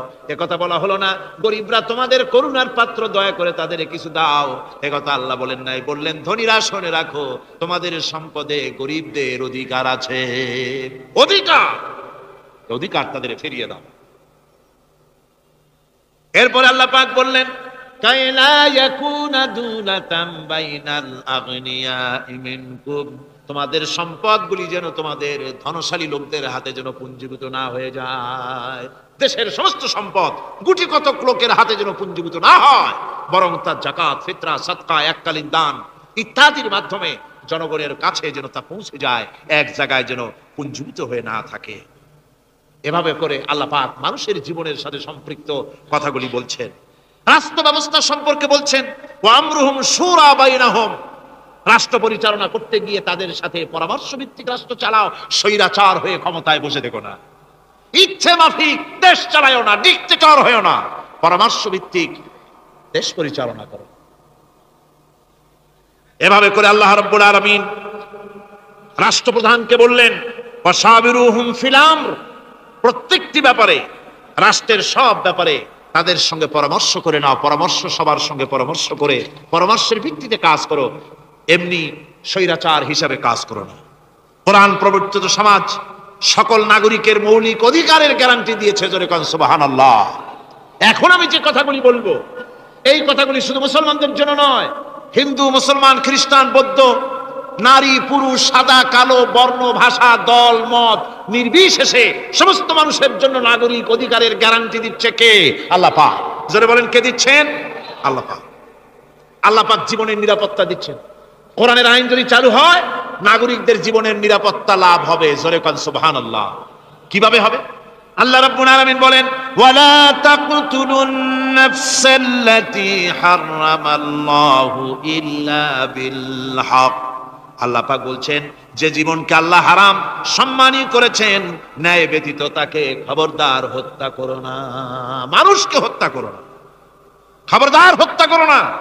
আল্লাহ পাক হত্যা নিষিদ্ধ ঘোষণা করে দিলেন আর বললেন, মান কাতালা নাফসান বিগাইরি নাফসিন আও ফাসাদিন ফাকান্নামা কাতালান নাস জামিআ। কেউ যদি কোন নরহত্যা এবং বিপর্যয় সৃষ্টি করে, কোন অপরাধ ছাড়া যদি কেউ কোন নির্দিষ্ট অভিযোগ তাকে হত্যার শাস্তি দেওয়া যায় কোরআন অনুযায়ী, এরকম ছাড়া যদি অন্যায়ভাবে কেউ কাউকে হত্যা করে, তাহলে একটা লোক হত্যা করা নয়, একটা মানুষ হত্যা করার অর্থ হলো গোটা বিশ্বের সমস্ত মানুষকে হত্যা করা। কে বলছেন এ কথা? আল্লাহ পাক বলছেন। আর একটা মানুষকে যদি বাঁচায় দেওয়া যায়, তাহলে সে যেন গোটা পৃথিবীর সমস্ত মানুষকে বাঁচায় দিল। এ কথা কে বললেন? আল্লাহ সুবহানাহু ওয়া তাআলা বলেছেন। এরপরে নরহত্যা যারা করবে তাদের জন্য রয়েছে শাস্তি। কি শাস্তি? আল্লাহ পাক বলছেন, ওমাইয়াকতুল মুমিনাম মুতাআম্মিদান ফাজাযাউহু জাহান্নামু খালিদান ফিহা ওয়া গাদিবাল্লাহু ওয়া লা'নাহু ওয়া আ'আদ্দা লাহু আযাবান আযীমা। আল্লাহ পাক বলছেন, ওমাইয়াকতুল মুমিনান মুতাআম্মিদান, যে ব্যক্তি কোনো মুমিনকে ইচ্ছে করে হত্যা করলো, ফাজাযাউহু জাহান্নাম, তার শাস্তি কি? যারা বলেন শাস্তি কি? খালিদ, সেই জাহান্নামে চিরকাল তাকে থাকতে হবে। ওয়া গাদিবাল্লাহ ওয়া লা'নাহু, আর তার উপরে আল্লাহর গজব, আল্লাহর লানত, চিরকাল এই শাস্তি তাকে জাহান্নামে ভোগ করতে হবে। এই কথাগুলি না জানার কারণেই আজকে কলেজ বিশ্ববিদ্যালয়গুলিতে মানুষ হত্যা চলছে পাখি হত্যার মতোই। ঠিক কিনা কোন? বিশ্ববিদ্যালয়গুলিতে, কলেজগুলিতে মায়ের কোল খালি করা হচ্ছে, পিতাকে কাঁদানো হচ্ছে। কত আশা করে ছেলে পাঠানো হয় কলেজ ইউনিভার্সিটিতে, আর সেখানে সামান্য নিজের দলের প্রাধান্য বিস্তার করার জন্য পরমা সহিষ্ণুতা নাই, সমানে হত্যা করা হচ্ছে। এভাবে হত্যা করা হচ্ছে রাজশাহীতে, হত্যা করা হচ্ছে ঢাকায়, চট্টগ্রামে, খুলনায়। আপনারা অবাক হবেন, খুলনায় যেভাবে হত্যা করলো একজন নেতৃস্থানীয় ব্যক্তি, যিনি খুলনায় গিয়ে বললেন, আমি লাশ চাই, লাশ চাই। তার উপস্থিতিতে ইসলামী ছাত্র শিবিরের দৌলতপুর বিএল কলেজের জিএস আব্দুল হালিম মুন্সি মসজিদে নামাজ পড়তে গিয়েছে, সেই অবস্থায় তাকে মসজিদের ভিতরে গুলিবিদ্ধ করেছে। জান বাঁচাবার জন্য এই ছেলে পার্শ্ববর্তী পুকুরের মধ্যে ঝাঁপায় পড়েছে, সেখান থেকে তাকে টেনে তুলে তাকে কোপানো হচ্ছে। সে প্রাণী প্রাণী বলে চিল্লাচ্ছে। এই অবস্থায় মসজিদের সিঁড়ির উপরে কাট করে তাকে জবাও করা হয়েছে।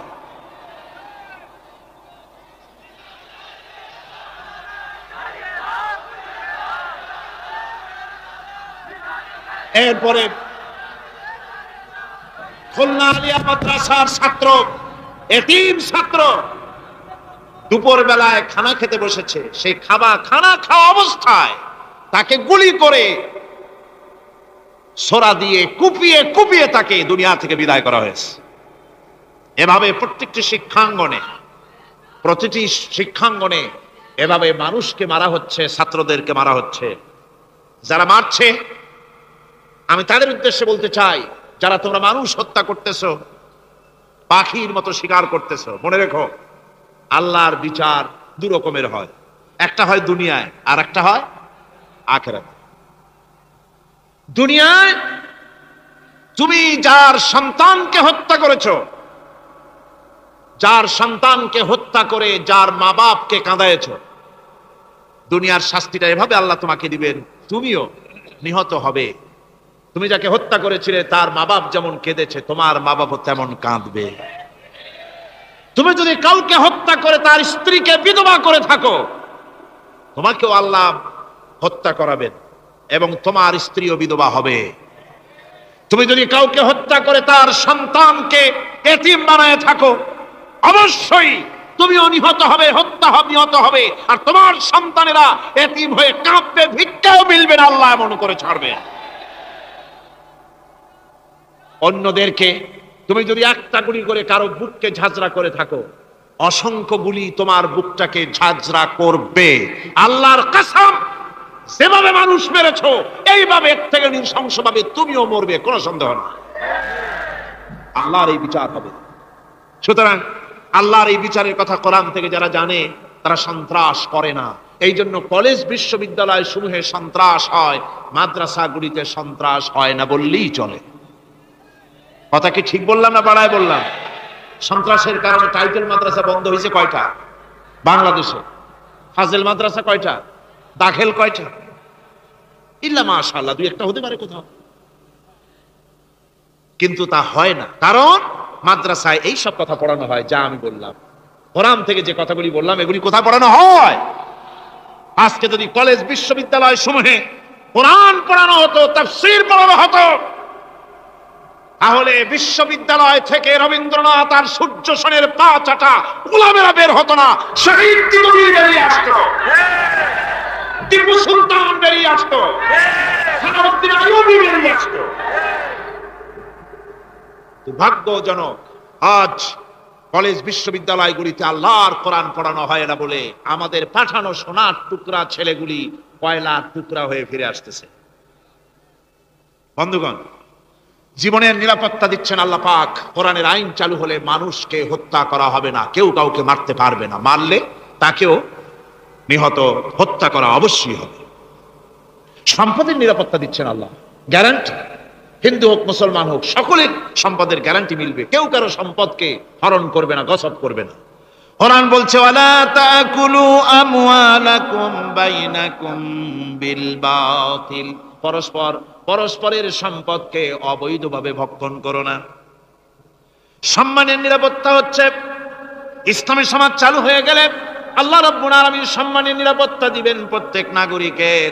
আল্লাহ পাক বলছেন ইয়া আইয়ুহাল্লাযীনা আমানু লা ইয়াসখার কওমুম মিন কওমিন, হে বিশ্বাসীরা তোমরা এক গোত্র আর এক গোত্রকে ঠাট্টা করো না। চাষিরা তাঁতিদেরকে গালি দিও না, তাঁতিরা চাষিদেরকে, জেলেদেরকে গালি দিও না। এক গোত্র আর এক গোত্রকে ঠাট্টা করো না, বিদ্রুপ করো না। ওয়ালা তালমিজু আনফুসাকুম ওয়ালা তানাবাজু বিল আলকাব, একে অপরের দোষকে বেরিও না, একে অপরকে খারাপ নামে ডেকো না, একে অপরের কুৎসা রটনা করো না। আল্লাহ নিষেধ করেছেন। ইসলামী সমাজ হলে পরে মানুষ সব দিক থেকেই নিরাপত্তা পাবে, গ্যারান্টি পাবে, ব্যক্তি স্বাতন্ত্র্যের প্রাইভেসির নিরাপত্তা পাবে। কারো ঘরের মধ্যে কেউ হঠাৎ করে ঢুকবে না, অর্ডার নিয়ে ঢুকতে হবে, পারমিশন নিয়ে ঢুকতে হবে। আল্লাহ পাক বলেছেন লা তাদখুলু বুয়ুতান গায়রা বুয়ুতিকুম হাত্তা তাস্তানিসু ওয়া তুসাল্লিমু আলা আহলিহা, অন্যের ঘরের মধ্যে পারমিশন ব্যতি রেখে প্রবেশ করো না। আগে সালাম দাও, পারমিশন নাও, তারপরে ঢোকো। যদি জবাব না আসে চলে যাও, বেরিয়ে যাও, এটা তোমার জন্য কল্যাণকর হবে। তারপরে ইচ্ছে মতো ধর্ম পালনের নিরাপত্তা পাওয়া যাবে ইসলামী সমাজে।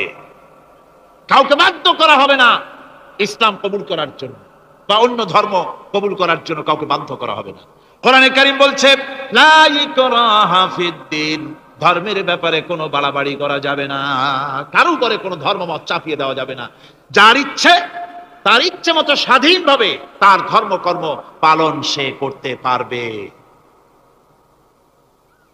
এই ধর্ম পালনের কথা বলতে এসে আমার মনে পড়লো এবছরের হিন্দুদের দুর্গাপূজার কথা। আপনারা বলতে পারেন যে কি এর মধ্যে কি ঢুকাই দিলেন? ঠিকই ঢুকাইছি। আমি বুঝি না যে কেমন ধর্ম। আপনারা আমারে কন, দেশের প্রধান বিরোধী দল তারা যদি বলে যে আমাদের এই দাবি যদি সরকার না মানে তাহলে 1 বছরের ভেতরে আমার দলে যত লোক আছো কেউ জুমার নামাজ পড়বা না, তাহলে তাদের দলের লোকেরা তা কি মানবে? মানবে?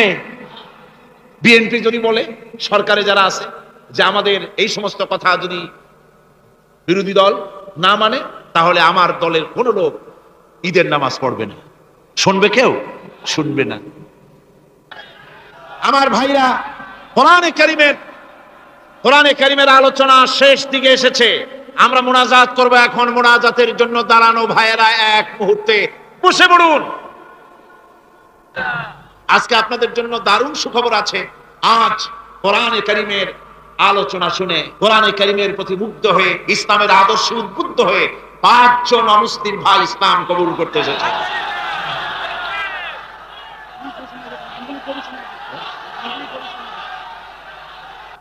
ভেতরে যারা ইসলাম কবুল করবেন তারা আমার সাথে পড়েন, আপনারাও পড়েন, সবাই পড়েন লা ইলাহা ইল্লাল্লাহু মুহাম্মাদুর রাসূলুল্লাহ। আল্লাহ ছাড়া কোনো ইলাহ নাই, মাবুদ নাই, উপাস্য নাই। মুহাম্মদ সাল্লাল্লাহু আলাইহি ওয়াসাল্লাম আল্লাহর প্রেরিত রাসূল। আশহাদু আন লা ইলাহা ইল্লাল্লাহু ওয়াহদাহু লা শারীকা লাহু ওয়া আশহাদু আন্না মুহাম্মাদান আবদুহু ওয়া রাসূলুহু। আমি সাক্ষ্য দিচ্ছি আল্লাহ ছাড়া কোনো ইলাহ নাই, মাবুদ নাই, উপাস্য নাই। তিনি এক, একক, নিরঙ্কুশ, তার কোনো অংশীদার নাই। আমি আরো সাক্ষ্য দিচ্ছি মুহাম্মদ সাল্লাল্লাহু আলাইহি ওয়াসাল্লাম আল্লাহর প্রেরিত বান্দা এবং রাসূল। বাস, এবার বলেন আসসালামু আলাইকুম। সবাই জবাব দেন। ওয়ালাইকুম আসসালাম ওয়া রাহমাতুল্লাহ। বলতে চাই, আমি হিন্দুর ছেলে ছিলাম, ইসলাম ধর্ম গ্রহণ করছি। আমার মুসলমান ভাই সবার কাছে আমি দোয়া চাই, কিছু আমাকে দোয়া করুন। আলহামদুলিল্লাহ, আলহামদুলিল্লাহ। আমি এখন আমাকে দোয়া করবেন আপনারা, আমি যেন বাকি জীবনটা কাটাই যেতে পারি। সবাই দোয়া করেন একটু। আলহামদুলিল্লাহ, দোয়া হবে, দোয়া হবে। এই মুহূর্তে 6 মাস অপেক্ষা করছি আপনার জন্য। বহুদিন আমার আশা ছিল, আজকে আশা পূরণ হয়েছে। আল্লাহ মঞ্জুর করুন, আল্লাহ মঞ্জুর করুন, আল্লাহ মঞ্জুর করুন। আমার এই ভাই, এই দুইজন একটু আগ মুহূর্ত তারা ছিলেন মুশরিক, এখন আমাদের ভাই। আমাদের কি ওনারা? ওনাদের অবস্থা এখন এই হয়েছে, ওনার চোখে ধর্মের কিছু নাই, বৌদ্ধ ধর্ম এটা কিছু নেই, সব জায়গায় ঘুরিয়েছিলাম, ওদের ধর্মের ভিতরে কিছু নেই, আল্লাহ কালাম ছাড়া কিছু না। সুবহানাল্লাহ। মুসলমান মুসলমান কেসে করে আল্লাহ কালাম ছাড়া। আলহামদুলিল্লাহ। আমি এখন তাদেরকে বুকে জড়িয়ে ধরে এই বিশাল জনসমুদ্রের পক্ষ থেকে আমি তাদেরকে সম্মানিত করছি।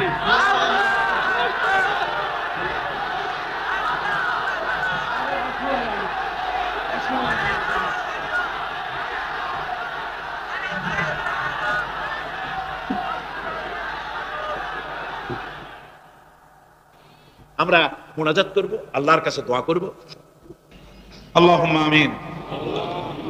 ربنا ظلمنا أنفسنا وإن لم تغفر لنا وترحمنا لنكونن من الخاسرين. آمين. ربنا لا تزغ قلوبنا بعد إذ هديتنا وهب لنا من لدنك رحمة إنك أنت الوهاب. رب العالمين, দীর্ঘ রজনী পর্যন্ত তোমার বান্দারা লক্ষ লক্ষ মানুষ কোরআনে কারীমের কথা শুনেছে, তোমার হাবিবের কথা শুনেছে। আয় আল্লাহ তাআলা, তুমি দয়া করে মেহেরবানি করে তেলাওয়াত এবং দরুদ ও সালামের সওয়াব রাসূল করিম সাল্লাল্লাহু আলাইহি ওয়াসাল্লামের রূহ মুবারকে পৌঁছিয়ে দাও। ربنا تقبل منا إنك أنت السميع العليم وتب علينا إنك أنت التواب الرحيم. سبحان ربك رب العزة عما يصفون وسلام على المرسلين الحمد لله رب العالمين. واجعل آخر كلمة عند الموت لا إله إلا الله محمد رسول الله. السلام عليكم ورحمة الله.